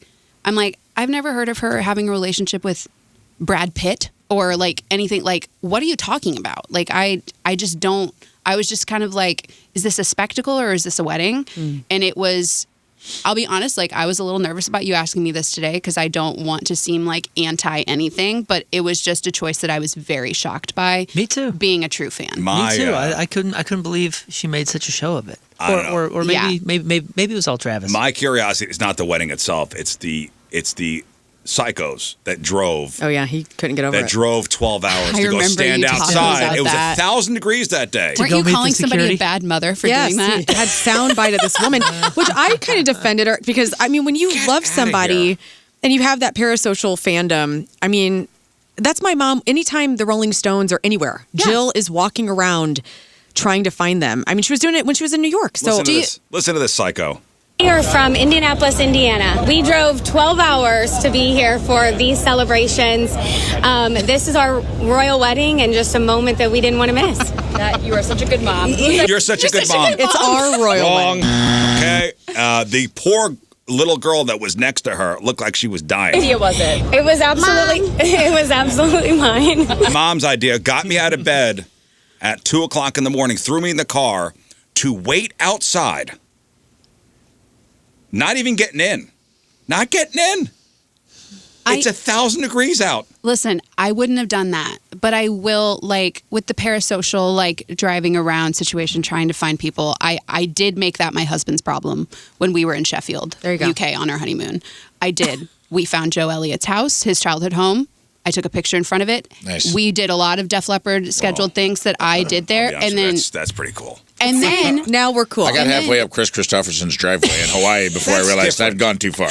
That's different. That's your taking a picture outside of a landmark. And then This is- we went to Dore, which is a village in Sheffield where Rick Sav from Def Leppard currently lives. And I was like, You I went have to no the idea. spot? No, I was like, I have no idea where he lives. Can we just drive around and see if I see him on the side of the road? Nice. And my husband was like, yes, honey, let's do that for 15 supportive. minutes. well, that sounds actually going to see sights. It was really special. You're not standing outside. You're not even really outside Madison Square Garden because they had all that place Yeah, roped perimeter. off. You're blocks away thinking that she gives a crap that you're there. Now they're also, remember people were collecting like cigarette butts from And then around? selling them. And Right. selling them? Listen, there are Swifties that give Swifties as a whole a really bad name. Sure. And I do not identify with those particular ones, okay? Okay. I like my performer Taylor. I love my Yes. songwriter Taylor. She is mother. She always will be. But we need to Okay. chill. I love it. She is mother. She is love Okay. mother. I'm trying to think. Goldie Hawn is my mother. Like she is 100%. mother. You know, it's my mother, Roseanne. I'm And I still hope she's listening. Oh, I love you, Roseanne. You really need to watch Glee because Kate Hudson's in that and she rocks it. And I've told Really? you that before, and you I really know. need to work I can't on do it. musicals. Just skip the songs. Okay. Jesus. Well, Go listen, ahead. tomorrow night, Del Mar Hall, officially the final tailor-made show ever. The Hits Different tour. How you feeling, heading into this last show? Tell me what's going through your mind? 7 o'clock doors tomorrow. It's really bittersweet. There's been a ton of prep to go into this show specifically. We've added so many things and surprises and little tributes, if you will, throughout the night to my whole team that I'm really excited about. And I'm also devastated. So, it's going to be a great time. Right. Just a lot of I have an issue with things ending. I have to know when something is ending. And so I'm really glad that I've known that this was coming for a year. Because otherwise I don't think I would have been ready for it or, oh God, I hate that I said that.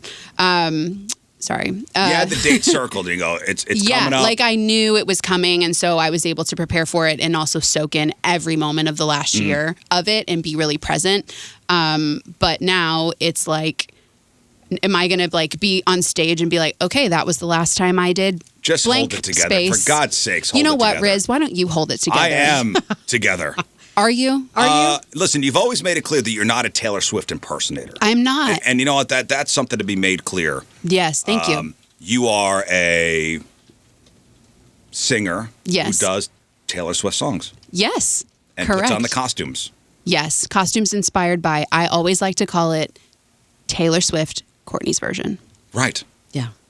Now, tomorrow's the show, Del Mar Hall. Bailey's here. Yeah. Bailey, good to see you, buddy. He's got a guitar and he's ready to go. He's ready. And we are ready for you to sing a song for us. Okay. And what song is this going to be? We're going to be singing Fearless. Okay. Oh my God. Fearless. Which one is this? I don't know. We'll only find know out. style. It's off the Fearless album. Okay. Okay. All right, ladies and gentlemen, Courtney Diamond and Bailey. Good job, Bailey. Nice. Good job, Really guys. great. Good job, guys. All right, tomorrow it's tailor-made, the Hits Different Tour, Del Mar Hall, final show ever. Doors at 7, showtime 8 o'clock. Get your tickets at the Pageant box office, Yes. thepageant.com. Yes. And I hope you crush it tomorrow. You're going to crush it. And enjoy You every always do a great moment. job. Enjoy Enjoy it, it. yeah. Soak it in. Yeah. Enjoy every moment of it. What's next after this? Ooh, you're going to ask the question, aren't you? Forget it. I don't know what's next, and that's what's really special and beautiful, right? Right. I've been awarded so many opportunities from being in TaylorMade, and I have a little bit more of a reputation than I did before, which is really nice. And so I'm really excited to see what comes along. Well, we're excited to see what you're doing next. Thank and you. You always have a home here. Ladies and Thank gentlemen, you. Courtney Diamond, TaylorMade tomorrow, Del Mar Hall. Get your tickets. All right, Rafe, are you ready for the E Memoriam next? I think I'm ready. You tuned up? I'm pretty tuned up. Ready to go. Can you stick around with that guitar? Sure. Be the first ever acoustic E Memoriam. All right, 8:27. All right, before Rafe gets to the E Memoriam, just random question, okay? This is random question. There was a poll done on this. Have you guys tried your pet's food out of curiosity? No. Ooh, not in a while. Not in a while. Yeah, when I was a Wow. kid. You did? Yeah, you Yeah, had I tried to. the cat What do food. you mean you I tried had the dog to? food. I You did didn't- try dog food when I was a kid. You didn't have to. You did. Uh-huh. It smelled kind of curious. No, yeah. there was no My curiosity. loved one is eating this. Surely I can test Get it. out of here. Yeah. Begging strips, Not bad. not bad. You're the minority, dude.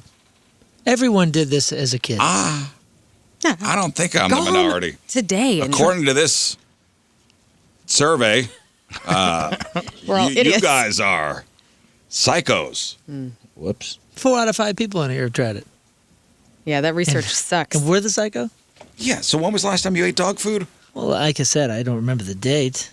I mean, years ago? Oh, It's years. just Dude. regular food if But you're I hungry. do remember the taste. You go down to Treats Unleashed to the Barkery, and that's pretty much like having oatmeal. All right, so you put cat food in your... No, I've never had cat food. Okay. Dog food when I had dogs, yeah. Yeah. When I was Rafe, a kid. have you eaten dog food? Yeah, it's not dog food if If a human's Hungry. eating it? It's human food now. it's just regular food. Old Roy. Yep.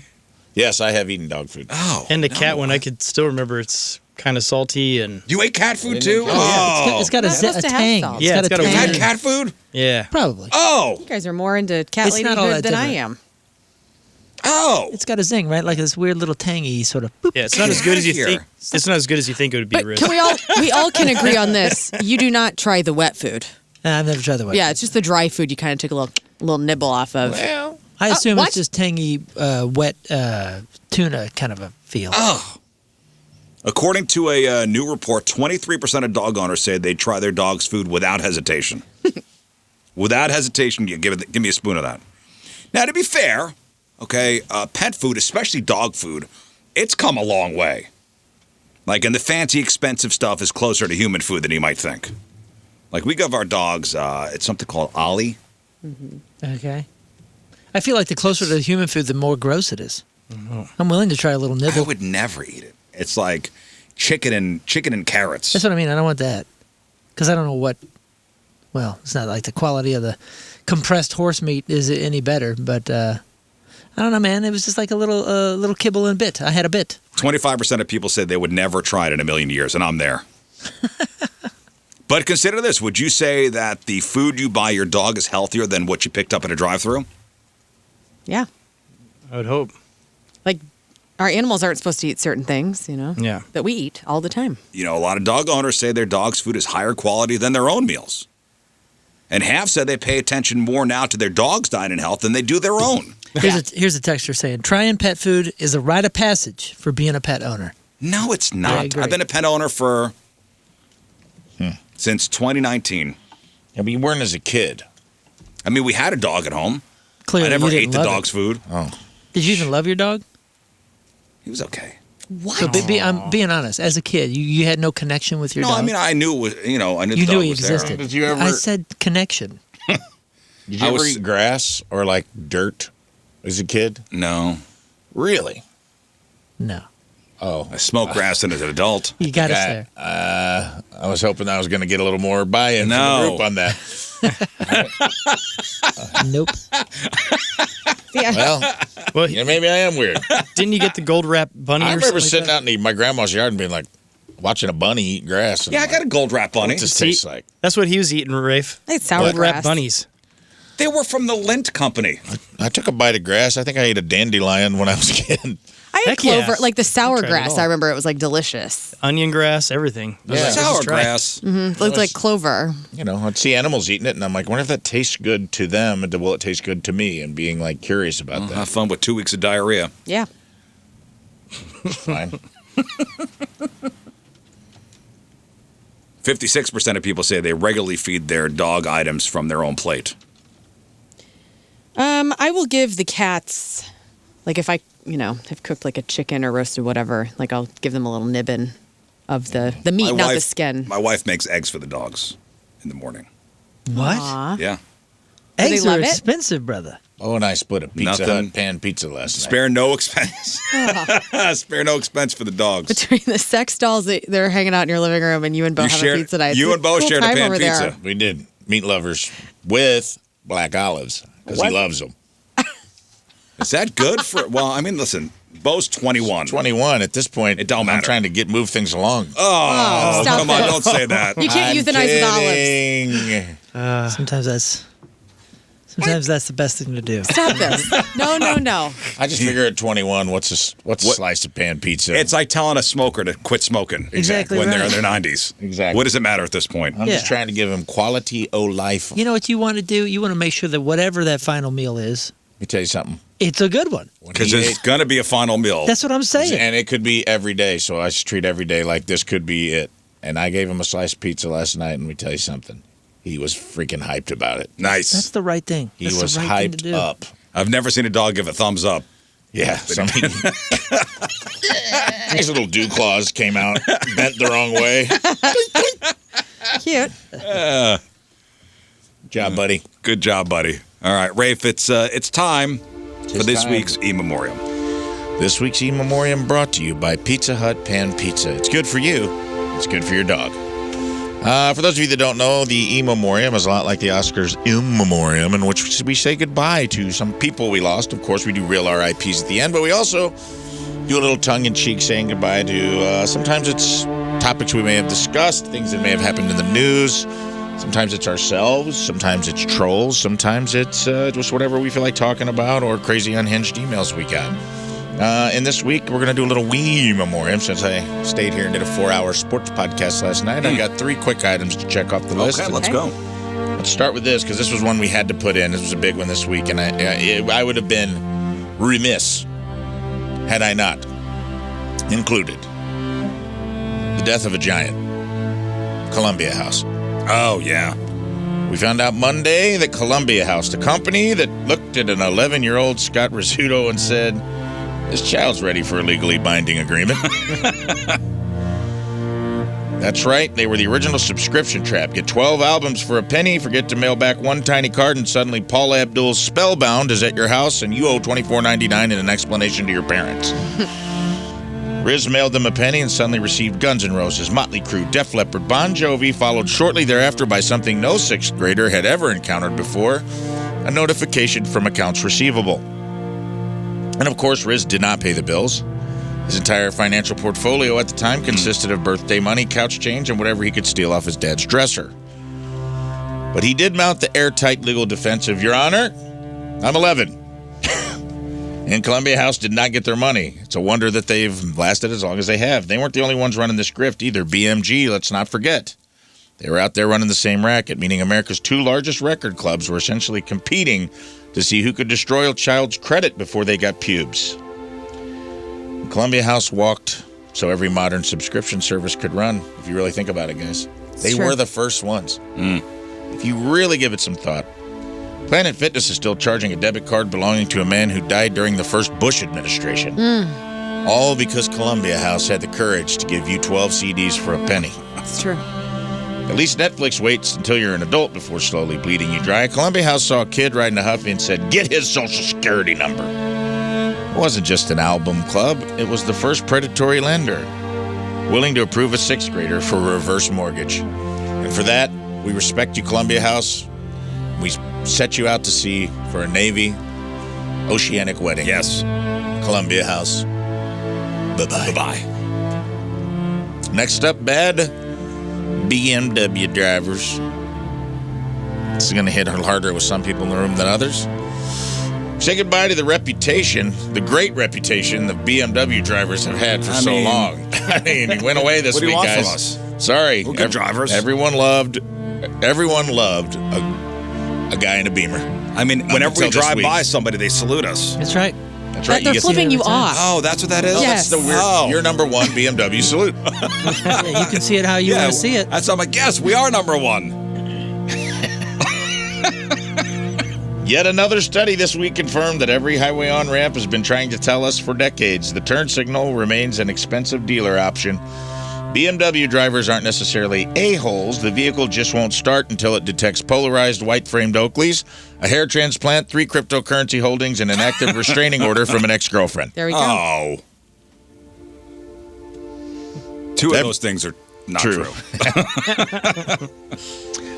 Every BMW comes equipped with one lane assist technology. Unfortunately, that lane, the lane it assists you in is whatever goddamn lane you feel like driving in. The rear view mirror is purely decorative in a BMW because drivers don't need to know what's behind them. That's your goddamn problem. And somehow every Beamer is going either 94 miles an hour, weaving through traffic ahead of you like they're transporting a donor heart, or sitting 6 inches off your bumper because apparently the kidneys are in the glove box. Even parking is different. The painted lines aren't boundaries. They're merely a suggestion from poor people. BMW doesn't even stand for Bavarian Motor Works anymore. What does it stand for, Rafe? Bald, mad, wealthy. Oh. Bye-bye. And finally, this week, this made it onto the show 3 separate days, guys. Fart Corner. Oh, Fart Corner. We got to say goodbye to a world where you don't have a corner to fart in. A designated fart corner. We had a story this week about a teacher that went viral because she has designated a fart corner for all the kids in her class to get up and fart. We couldn't figure out if it was to remove the shame or to add the shame back in. It's kind of seemed like we were on the fence. It's a gray about area. that. It was a very gray area, soon to be Browntown. Oh, thank you. We say goodbye to classroom dignity after a teacher went viral for instituting an official fart corner. Get your farts here. A designated area where students can go safely pass gas away from their classmates. We finally reached the point where an elementary school fart has zoning laws. We did it, guys. Wow. These kids are learning about civics early on. Can't just rip ass wherever you want anymore. Not on those little plastic chairs that ruined Moon's life as a 6th grader. You got to take your cheeks down to the designated industrial district, release your hazardous materials, and wait for the EPA to clear you before you can return to social studies. And once you designate the space, you've created an entirely new classroom economy, guys. Kids are reserving appointments after pork and beans days. Some are selling fast passes. One little entrepreneur's charging 50 cents to stand lookout while Tyler unloads a Capri Sun and 2 mozzarella sticks. Eventually, the teacher's going to need ventilation, orange cones, and one of those airport wind socks for them to fart into, just so they know which way the wind's blowing. And God help the first kid who walks over there thinking it's only a fart and catastrophically misjudges the payload. Because Fart Corner immediately gets rezoned as Browntown. But you guys, that's not the only news about Fart Corner. Okay. Fart Corner. Okay. Fart Corner. It's a big Fart Corner news right now, dude. You want to hear about Fart Corner? Yeah. Huge celebrity came out in support of Fart Corner. Oh, who? John M.F.N. Fogerty. What? No. Of CCR fame. Really? John Fogerty actually is so for this. He got on board to help this teacher, which makes sense because Fogerty does sound like an adjective to describe a stinky fart, if you really think about it. Like if you said somebody ate deviled eggs and dropped the fat Fogerty fart because and it cleared the whole Creedence Clearwater Revival. Am I right? Come on. That was a nasty Fogerty you dropped over there, bud. Noun even. Yeah, it's a noun. It's an adjective. It could even be a verb. What are you Fogertying over there, you dirty little fart? What? Listen. Okay. I just went off script, and I regret it. But here's the thing. He actually He actually rewrote one of his most popular songs in support of this teacher. And it doesn't drop. It doesn't drop yes. until next Tuesday, but I got an early copy. I went through wait. Tommy the Boss. He went through some of his connections at Columbia House. This is the last. This is The it. last Columbia This House is the release. last. We paid a penny for this. And this is the last Columbia House release. And it's called Fart Corner. There's a little bit at the end. Oh, I didn't know. That's okay. I thought that was. Have to wait till it drops on Tuesday. I think it drops on Tuesday. That was enough. It's a little inside joke at the end. It's all right. We'll just, it's only cost you a penny. Get in there before Columbia House shutters. And I would like to point out that as a comedian, it's hard to toe the line to write a song about really grade schoolers' buttholes and get away with it. And I feel like I toed the line there. I feel good about it. All right, on to real RIPs, and there's plenty of them this week. Obviously, we talked about it a lot this week. Hayden Panettiere tragically died very young. Not a lot of details around that yet, but a lot of rumors and conspiracy theories, and our heart goes out to her family and people that are close to her. We had Bill Rasmussen, is that correct? Yes. Founder of ESPN, man. Changed the entire game on sports television. Bill Rasmussen passed away this week. Also in sports, Tommy John. You may know his name because of the surgery that all pitchers get, but he actually was an MLB pitcher in the 60s, and the first person to ever get the surgery that would later be named after him, the Tommy John surgery. He passed away early this week. Darren Derry Brownson, or Bronson, I'm not sure how to say that, died at the age of 55 after a battle with a cancerous brain tumor. He was the keyboardist for the band EMF and helped launch their hit Unbelievable. That was on every commercial for That's What I Call Music for at least 10 years of my childhood. And, of course, perhaps the biggest celebrity death of the week, ZZ Top's drummer. The only guy without a beard, Frank Beard.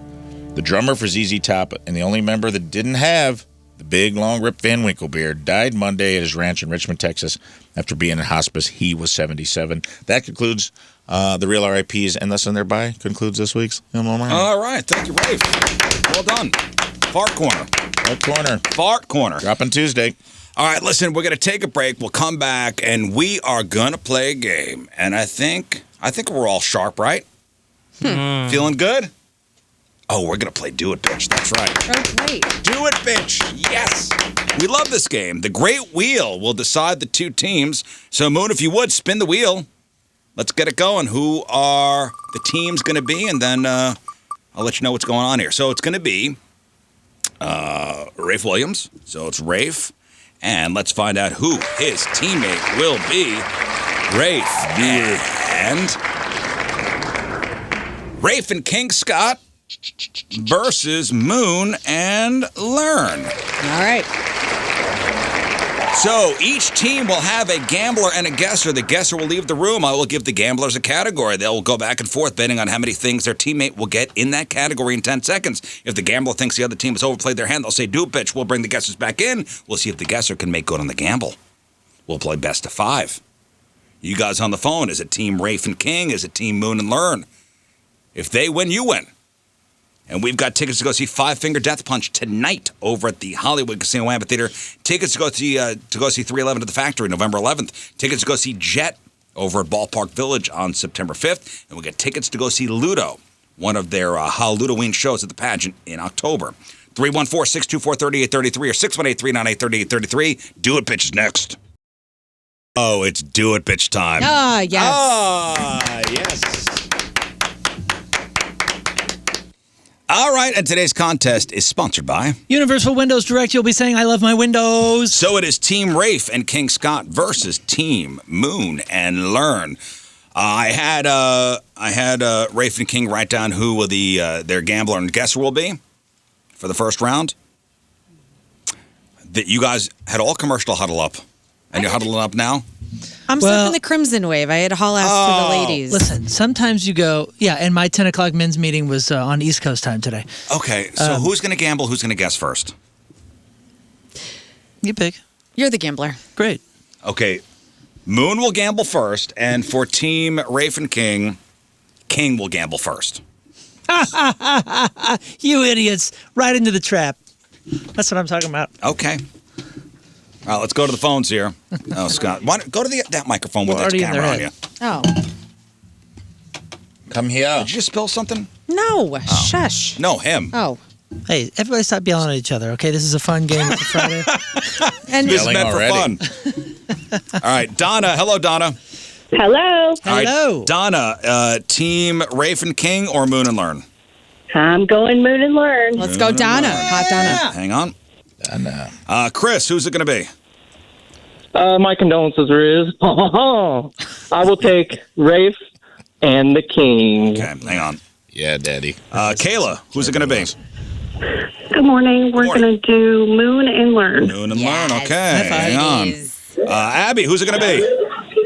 Let's do Rafe and King. King. Okay, Abby. Colby, who's it going to be? Colby. Yo, happy birthday, Rizz. Thanks, buddy. Who's it going to be? Rafe and King or Moon and Learn? Let's do Rafe and King. Rafe and King. Okay, and Tony. Hello, Tony. Hey, Johnny. Hey, what's up, guys? Moon has let me down too many times. I'm going to go Rafe and King. Rafe and King. Okay. Wow. Let him down so many times. All right, so let's get the guessers out of the room. Sorry, I went it's to me. bat for you so many times. Let's get the guessers out of here, and I will give the gamblers the first Go as category. high as 15. They'll never Secret. suspect it. No. Okay. Rafe, get out. I'm trying them. Take your time. Okay. Here we go, and I'm going to start with Moon and Learn. All right. Actually, you know what? The wheel came up with Rafe first, so Rafe and King you will gamble first. So the category is fast food chains. What counts? Any major national or regional fast food or quick service restaurant chain. McDonald's, Taco Bell, Wendy's, Subway, Arby's, Sonic, Lion's Choice. Sit down casual like Applebee's or Olive Garden does not count. Must be fast food. So King Scott, in 10 seconds, how many fast food chains can Rafe name? This is probably the easiest one we've ever had. And he is quick today, I could tell. He is on it. So, I know he could easily do 8. 8. Can Learn do 9. Yeah, the difficulty that I have here is that I 100% think Rafe will get more than Learn on this because he's more well-versed in fast food. And Hey, what are you saying? Well, you read whatever you want to read into that. And I think 8 is a good number to start with. I was going to start with 8 because I like the number. Can Learn do 9? You know, Learn could probably do 9. And the thing is, I know that Rafe can do 8. I know it. I know it. I know it. Yeah, he could do 8. Could she do 9? Ooh, it put me in a bad spot here. Yeah, I'm gonna let her. Well, see, I know your guys' strategy. I know your strategy. I mean, you should have started with me. This is. Well, put me in a the wheel bad landed on position. Rafe's name first. Put me in a bad position, and I'll compliment you, Scott. You've gone about it right. You have played. Thank you. Touche. You have played the right move. I'll go ahead and say that she can do 9 because you know what? We're here for the drama, and Learn is good.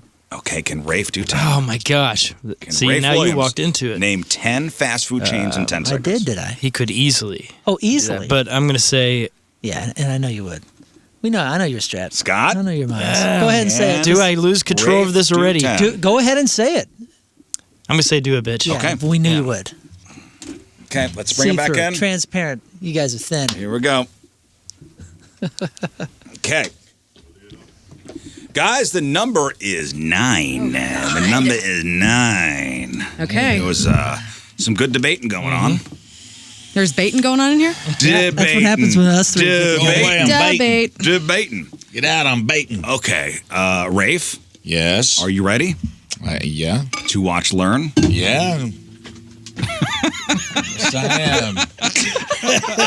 Why are you turning around? I don't know. Michael Jackson. Let's Stay go. calm. Hyped. I tried to see how high she Stay could kick calm in the and clear. hallway. And Kicked she, Rafe in the arm and She did. She kicked Total faith. above her head and kicked me in the hand, and I was like, All right, Learn. Go. she's Total ready, faith. dude. Clear. In 10 seconds, I need you to name at least 9 fast food chains. McDonald's, Hardee's, Dairy Queen, Raising Cane's, Taco Bell, Taco John's, Starbucks. Oh my God!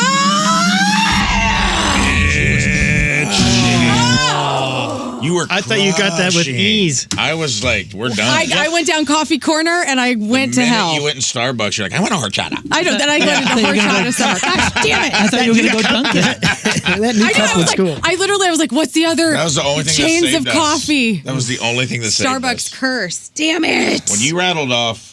When you got to Taco John's, I was like, it's over. Dang, you She's went pulling deep out already. I'm everything like, that I she went through to each you one about. of our. I almost got to Lion's Choice. What's my favorite fast food place? Probably I'm a like mystery. Yeah, you don't have Fazoli's. one. I'm a mystery. Because you're very healthy. Chipotle. He's a Chipotle guy. And that's You're so okay. healthy. On All right. another day, you'd have got 12. You know what I mean? It's just one of those things All that right. hung up. All I right. had Well, let's faith. get the No, you- let's get the other listen, fellas out. My brain just stopped. Moon and King One and Scott. done. Okay. Did you go 8? All right, we'll get it back. We'll get it back. We'll get it. All right. Yeah, I got you. I got you. You know their strat. Mm-hmm. Don't let them do this. Round 1 goes to Raven King. Woo!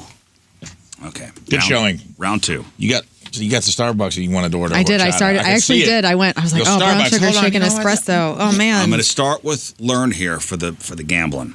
The next category is U.S. states that start with a vowel. like US Utah, Yes, like Alabama. Alabama, Alaska, Arizona, Arkansas, Idaho, Illinois, Indiana, Iowa, Ohio, Oklahoma, Oregon. There's Utah. a clear. You know, if he goes alphabetical and just goes straight up A's, he'll kill it. Because there's, Alabama, Arkansas. There are 12. There are exactly 12 of them. Okay. There are exactly 12 Alabama, states that start with a vowel. Illinois, Idaho. He could definitely do 6. 6. He could do half Can of that. King do 7? I'm at a serious disadvantage on this one. This is brain lock waiting to happen, and I got somebody with just a thin brake pad. He also has Starbucks brain. I feel like he's gonna. I'm trying to be King for a minute, and he's gonna be like Alaska, Arkansas. But if he does A-E-I-O and U, and he can get to that in his brain, I mean, you could kill it. 10 seconds. Yeah, 10 you got 10 seconds, seconds to get. is a short amount of You're time. saying 6. What are how many A's are there? There is Alabama, Alaska, Arizona, Arkansas. It's 4 A's. And then there's I think Idaho, Moon will get Illinois, Moon will get Indiana, all the- Iowa, he is Ohio, very, Oklahoma, Oregon, he's very Utah. pragmatic, and he'll go alphabetical, and he'll get at least 3 of the A's. He'll get Illinois, which will send him to Idaho, so he'll get 5. I think he'll remember Utah, which would be 6. Can he do 7? I think Moon will either get to 6 or could biff out. I literally don't know if King can do 7 or not. so it sounds like you're saying, do it, bitch. Say the words, and we bring But it I back know in. if I say 7, she ain't going higher. Say the words. You're in a pickle. Yeah, Mitch. Let's go. All right. Let's go. Oh, let's go. Let's go. Okay, So bringing for- it back in. Are they not looking? gotta- Get in here. Come on, guys. They're cousins. They're having family discussions. What? Kissing. All right, fellas. The number is 6. The number is 6. Pretty cool. Okay. This is tight. All right, Moon. What? Are you ready? Am I doing it? You're doing it. All right. Oh, I was waiting for it. Okay. The number is 6. Yeah, I touch your squeeze ball. Yeah, touch my squeeze ball. Okay, I'd be Lauren, curious ready how with you the, feel ready with about the this timer? after. I guess. No. You got a fever, man? Like your headphones are hot. They're always loud. I am No, I don't. deaf. I don't even mean loud. I mean like they're physically hot, like the temperature. Oh, You running a fever there? probably. Oh, We're always God. sick on this show. Am I right? Hey, what's up, everybody? All right, here we go. Moon. Yes. The number is 6. Typhoid. And I need you in 10 seconds to name. 6. You got this. 6 is the number. And the number shall be 6. I need you to name at least 6 U.S. states that start with a vowel. Alabama, Alaska, Ohio, Iowa, Indiana. Let's see. We got Arizona. We've got. Yeah. Good. That was Nailed good. it. Vowels, baby. I knew you were gonna go to Yeah. I That was nailed it. really good. Idaho. Who's the hoe now, I said- Rizz? I said he'll have either exactly 6 in him or he'll lock up. There's 12 altogether. Holy smokes. I didn't you realize that. Yeah, there's Alabama, Alaska, Arizona, Arkansas, Idaho, Illinois, Indiana, Iowa, Ohio, Oklahoma, Oregon, and Utah. Do you think you could have done 7? No, probably not today. Hey, it feels All right, good. good. I feel right. like it was a good bid. God, Yeah, I hate think you this did game. good. I was hate like, I this game think so it's much. All right, I'm the very only proud hope of we you. have is that Moon will not get all the A's. He'll get to Illinois and lock up. We Yeah. are tied. Oh, gone. I didn't even get Illinois or Arkansas, did I? I know. I thought whenever you stalled, you were trying to figure out another But I. you and you were did. gonna go to I was like, he'll get 3 of the A's and then he'll move on to the I I's. started going west. You didn't and I was say like, Illinois, dang, huh? ain't nothing Ohio was a good one. All right. Let's send the guessers out. All right, we got it. Vinci, Ohio, coming. 15, right? Round 3, it is tied up. Best of 5. All right, the next category is classic board games. Classic board games, universally recognized tabletop board games. Monopoly, Scrabble, Clue, Battleship, Sorry, Risk, Candyland, Sorry. Operation. Yes, I said Sorry. Are card games allowed in this? Like Card Uno? games are not allowed. Uno's not a board. Okay. Uno is not a board game. So it has to come with a board. It does not count unless they have an actual board. And Battleship So we is a will board. start with you, King Scott. 10 seconds. How many classic board games boy. can Rafe Williams name? Let's see here. This was a tough one because I don't know where he's at with board games in his life. I feel like Learn, she just went to the lake. She had her nephews with her. She probably played some. I don't know where he's at with board games in his life. Where he currently stands with board games? Okay. I love that. Well, I could say, oh man, this is. How What many number do we classic board games can Rafe Williams name in at least 10 seconds? go? Rafe Williams can easily name. Yeah, he can do 5. Dang it. Easily 5. And that was Can the number I was Learn- going to start with. Can Learn Elwell Learn can do 6. do 6? Can Rafe Williams do 7? I mean, Go ahead. if he really thought about it, he could. Do you have faith in your boy? I do have faith in my boy. Oh, really? And that's why you're going to say do it, bitch. No. Come on. I have faith Rafe in my boy. Williams Let me do hear 7. something. Can Monopoly, Rafe Williams name 7 of them, classic dude. board Let me- games? Let me hear him. Let me see. So, yeah. Yeah, he can do it. Go Oh, ahead. my gosh. Of course. Yeah, once he gets that unlocked, it'll be easy, but I'm going to say do it, bitch. See, I told yeah. you. 6. I know their strategy. They're so full of crap. Dare you to take one. I dare you. But we won't need it. Watch this next round. They won't do it. Okay, let's bring Calling them them out. Call them out. They refuse. in. Okay. We worked really hard It on is this 1-1. strategy, too. Chicken. It's 1-1, best of 5. Rafe and King versus Moon and Learn. The number is 6. The number is 6. 6. The number 6. Learn, are you ready? Yes. Because you're up. Okay. Okay. Told you. I got to close my eyes. All right, Learn. overloaded. The number 6. I need you in 10 seconds to name at least 6 classic board games. Monopoly, Scrabble, Candy Cane Lane, Trouble, Sorry, Trivial Pursuit, and Operation. Got it. That's 7. Wow. I don't think Candy Cane Lane is not. It's not a game. Candyland. Candyland is what you're thinking about, but But you I gave got me 7. Yep. So That's what I'm talking the about. gun, you got it. All right. Very You can't good. win That's if you very don't good. play. That's right. What was the last one you said? Operation. Operation, Good which job. was a great one. Oh, That's a man. I good should have said, board. don't wake up daddy. It It's counts. also terrifying. What was Okay, the it's question? 2 classic board games. Board games. I Is that Hey, man, Operation the is the guy board. is on a board. I just wanted to know what the category was. Oh. Was everybody getting so defensive? I don't know, man. I'm ready and to I kick made you. sure that Uno was not counted or like poker's not counted. It has Right. has to have a board, and she did it. Good job. Thank you. All right, let's send the next guessers out of the room. Guessers out. Guessers out. It is 2-1. Moon and Learn. Guessers leave. Moon and Learn. One more, and they win. Okay. This The is next for the comeback Category Comeback kings. is brands of beer. Oh, they Brands both don't of drink. beer. I know, which is going to be Spooky. interesting. So any standard, widely known brand or line of beer: Bud Light, Miller Lite, Four Hands. Coors, Michelob Ultra, Corona, Busch, Schlitz. Guinness, Heineken, Pabst Blue Ribbon. Are we going to count offshoots? Is Budweiser and Bud Light 2 different things? Yes, they will count separately, but like generic terms like lager or IPA do not count. Okay. But They if must. say Bud, Bud Light, Bud Ice, that's 3? Yeah. Fine. Yep. Bud Light Lime, the best of all beers. Brands or lines of beer. You're going to say that. I'm going to say brands of beer. And, Okay. And we will know that those other thing counts. Okay. Other things count. So I'm going to start with Learn. Okay. Learn, how many do you think Moon could name in 10 seconds? He's been on the road. He used to drink. Mm-hmm. I think he's going to be better at this than Scott, I think. If it was like corncob pipes, maybe he would get. Brands of corncob pipes? I'd go 20. But I'm going to say, yeah, Moon can do 5. 5. Can Scott do 6? Scott can do Oh. Scott can do. Bud Light, Miller, Coors. Eyes go crossed. Immediately starts to repent. Oh, the devil's juice. The devil's Starts juice. to pray over even speaking the devil's juice into existence.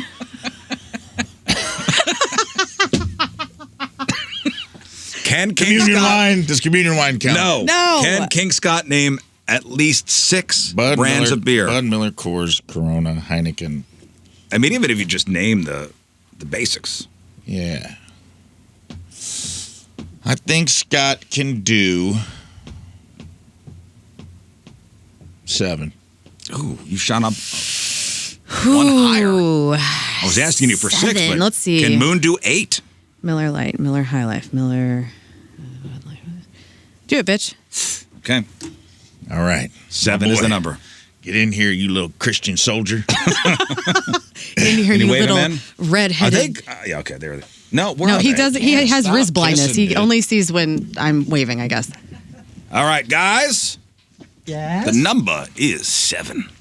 All right. 7 shall be the number. 7's hefty. Rafe's about to Scott. apologize, so I'm up. Scott, Yeah. you are up. All right. Oh, boy. Okay.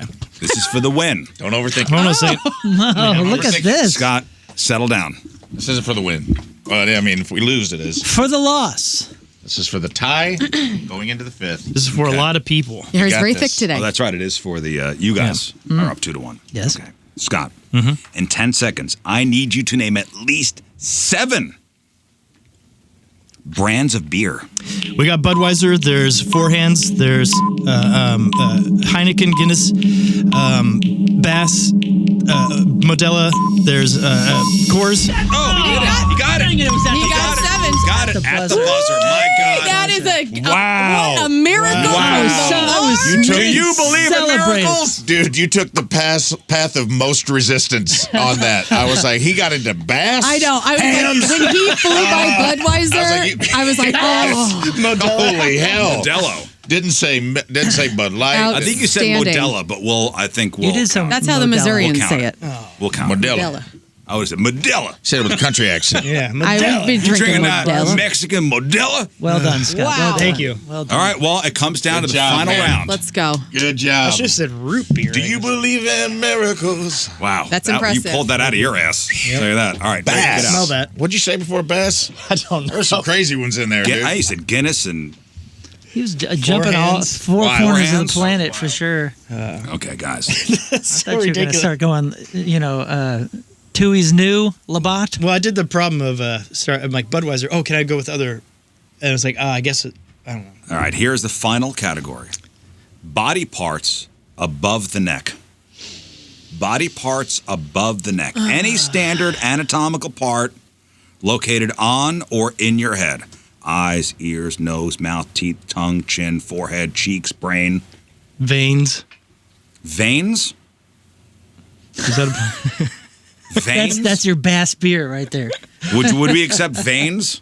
I mean, yeah. Fine. Sure, it's a body part. And by the way, no Moles? repeats like left eye or right eye. That counts as 1. Okay. okay? Eyes. Eyes. Ears. So any body part above the neck. We agree. Only. So if they say left ear or right ear, it only counts as 1. Okay. Okay.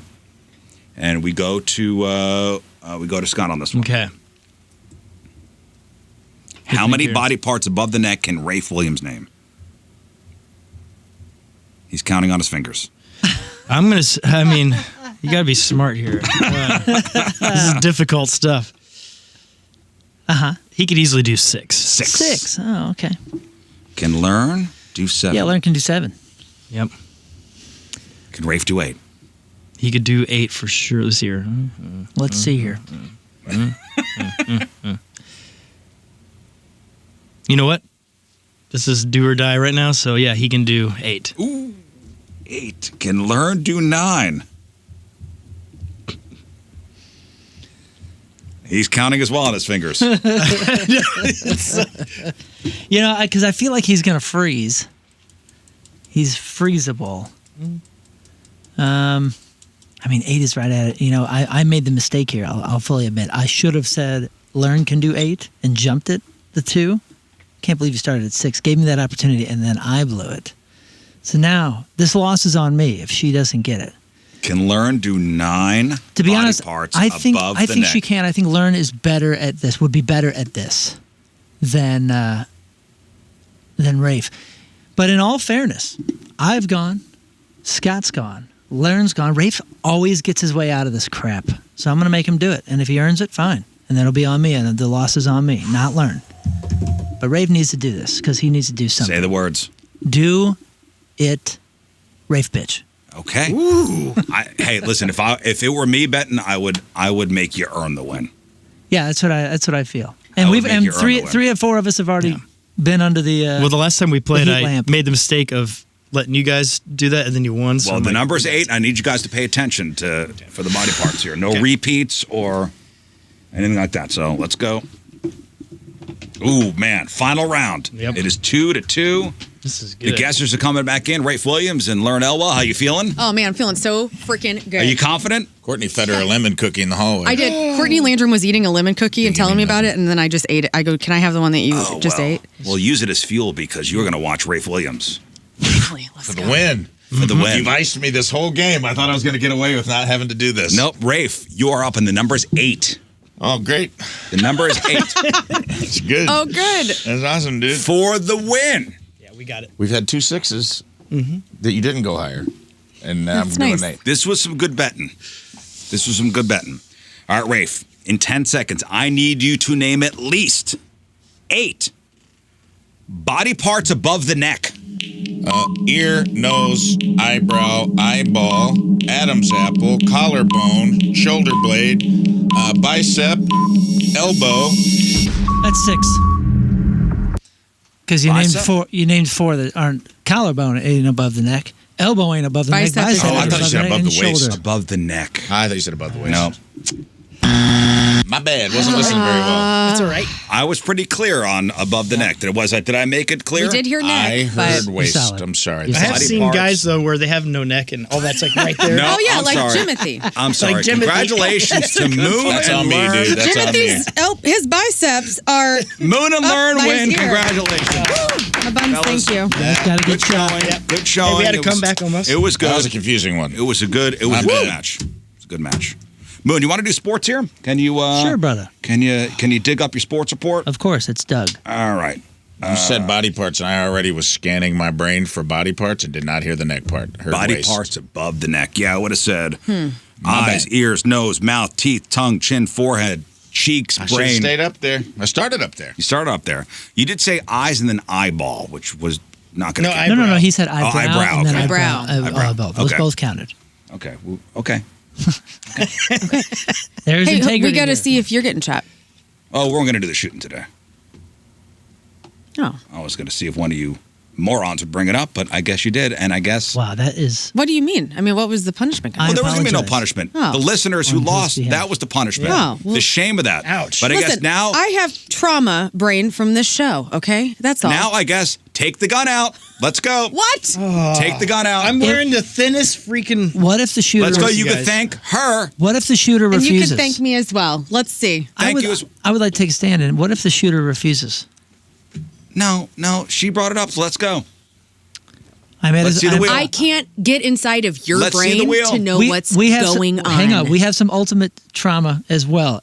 In fact, when Scott and I were out there during the first round, he's like, "I can't believe we got to shot again. This is ridiculous." And I said, "Listen, I'll stand behind you if you stand behind me and boycott this whole Put shooting the wheel thing." up. I'm down Put the for wheel not up. What do you shooting think? anyone. What do you Put think? the wheel up. I would love it, actually. I'm Teacher, basically wearing. you forgot to Umbros. give us homework today. Put the wheel up. Okay, the wheel is up. I mean, we can still get a Go punishment. ahead. Let's see if I'm getting shot. And you're going to join somebody. So mean. It's a weird glitch. And you're joining Scott. And you are getting shot. You're a You You're loser. got getting shot. Good. What do you think now? Well, I'm. What do I think now? I'm not thinking nice I things. was I'll be helping honest us with from you. not having emails all I weekend don't long. care what they say.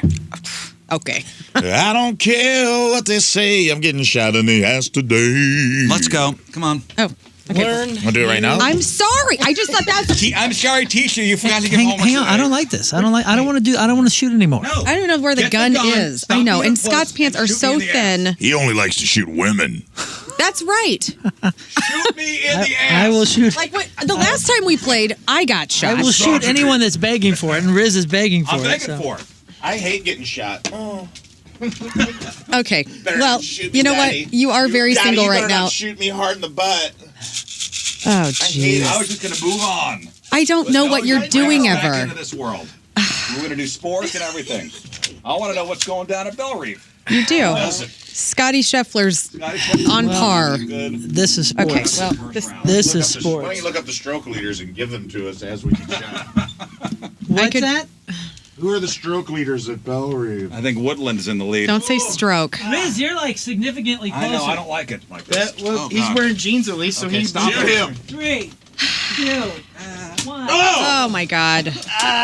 3, 2. Tighten them jeans, Put baby. that in my tighten wiener. them jeans. Ooh, tighten them jeans. There you go. Back Oh, up. Scott, I hate that you have these parachute pants on. He lost his hat. Ooh, we just slow that down in slow motion. Ooh, your hat came from. You're about to catch one in the wang if you don't move there, Rafe. I got to. Get out of the way. I didn't know. Okay. Why didn't he slide over? He likes Oh! Scott. Paper thin pants. Thank you. Oh, God. Oh, God. I like this. Can we be done? Yes, that's done. Oh Be man. done? I like that King Scott squats like he's guarding Michael Jordan when he does it. He's very much in a. He is, yeah. He's ready to. He's ready. He's like, you're not going to cross me over with this. He's ready to reach in. I need to be careful with that. Hey, can we be done with that though? I don't want to. No, Lauren brings it up every time. Man, You, gun is what really else? You sadist. didn't say like, one hey, you time. gotta run around the building. If your ass would have been on the line, would you have brought it up? I would have, yeah. I assumed that we were getting shot. Don't assume anything on this program. Scott and I had made a deal, and he made me go back Good. to my deal. All right, let's do sports. All right, what do you got? Sports is presented by Zero Res. Spell it backward or forward, it spells the same. Our St. Louis Cardinals pulled off one of the most insane, unpredictable late-game comebacks of the season yesterday afternoon in Cincinnati. We were watching because we were about to go on the Fast Lane and host the best show that they've ever had. And We pulled it off. And the comeback was amazing. Trailing 5-4 down to their final out in the ninth inning, the Cards were given new life when Cincinnati's center fielder Dane Myers dropped a routine fly ball. Big idiot. Off the bat of J.J. Weatherholt, and that cost him because before the wild ninth inning, Jordan Walker had provided some early fireworks. He launched his 26th home run of the season, a majestic 407-foot 3-run drive to center field. Now, he's on an absolute tear. He is batting .338 with 8 extra base hits just in August here. The victory gives St. Louis a 3-2 series win over the Reds. And this was after, by the way, the Reds had a grand slam. So a wasted grand slam. What a bittersweet thing for that guy. Let's go over to the golf and talk about the golf that's happening here in St. Louis County. The opening round of the BMW Championship at Belle Reve Country Club. Rory McIlroy fired a flawless, bogey-free 6 under par 64 to grab a share of that first-round lead alongside 2019 U.S. Open winner Gary Woodland, Wyndham Clark, Chris Gotterup, and J.J. Spawn. Meanwhile, world number 1 Scotty Scheffler struggling through illness, shooting an open round 72. Scheffler was visibly hoarse, and you need your voice to golf. And he was headed straight for the locker room to recover before today's second round. Live feed. He was hoarse. What?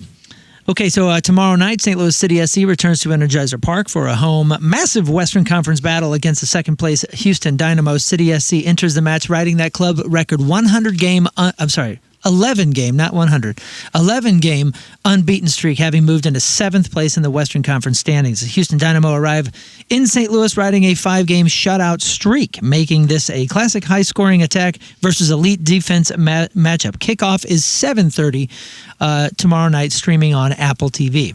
We'll close in Kansas City. The KC City Council officially approved a $600 million public commitment towards a new $3 billion downtown stadium and mixed-use development project for the Kansas City Royals. So that means the Royals are staying in Missouri. Anchored alongside Hallmark Cards headquarters, we got Wait, Hallmark Cards? They're headquartered in Kansas City? That's right, dude. I had a cousin that worked there. Do we know that?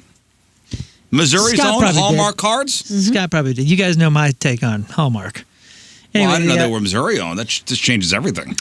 It does for me, too. $3 billion total project cost, $1.9 billion stadium. The funding breakdown is $760 million from the Royals, plus $600 million from the city, and $540 million from the state goal. 30-year lease has been signed or will be signed, and expected target opening is the 2030 season. This approval ensures the Royals will stay in downtown KC through at least 2060, mirroring the NFL's Kansas City Chiefs, who recently announced their new $3 billion domed stadium project across the state line in Kansas, those bastards, set to open in 2031. I'm Moon, and that's your sports, because... Yep. All right. Yeah, go. We will take one final break. We'll come back, and we will wrap her up. There it is. It's 10 o'clock. Nice. Landed the plane. Have a great weekend, everybody. If you missed anything on the program, make sure you check out the podcast brought to you by Dobbs Tire Auto Centers. And today's podcast is titled... Hey, it's the clown of death at the door. Oh, great. Honk, honk. All right, Moon, what else? If you're flying for the first time, or maybe it's your 100th time this weekend, show some freaking respect, have some decorum, exit like you're supposed to. If you don't know what's going on, look around and follow the... Or ask somebody. Follow the group, yeah. Ask somebody there. Yeah, if you're in a row behind me and you stand up first and start moving, I'm ready to swing. This weekend's going to be the weekend. All right. Just don't do it Look to for me. Moon in the news. Have a great trip out to California. Don't do it to me. You're going to be a swinger? Yes, out in California only. All right, Learn. Follow me on the socials at Learn versus Radio. It's a real good time. Rafe. Meet me and King tomorrow at Jeff Burton's 100-inning softball game. That's right. That'll be fun. Chris Kerber's going to stop out there. That's right. Down in Fenton. We'll be there. Be square. Other than that, no notes. Scott. Like Moon said, be nice tomorrow. If you're flying, buy your pilot some good drinks before you guys take off. Yeah, if you see him at the bar. Get him a drink. Some good drinks, have fun, and follow me, King Scott Rules, hugs and kisses. All right, we leave you with a selection from our Teamers Member of the Day, brought to you by Hot Shot Sports Bar and Grill. From DeSoto, Rachel Dagenhart is our Teamer Member of the Day. Rachel wants to hear this banger. Yes, Rachel. And we will see you on Monday. Have a great weekend. Bye.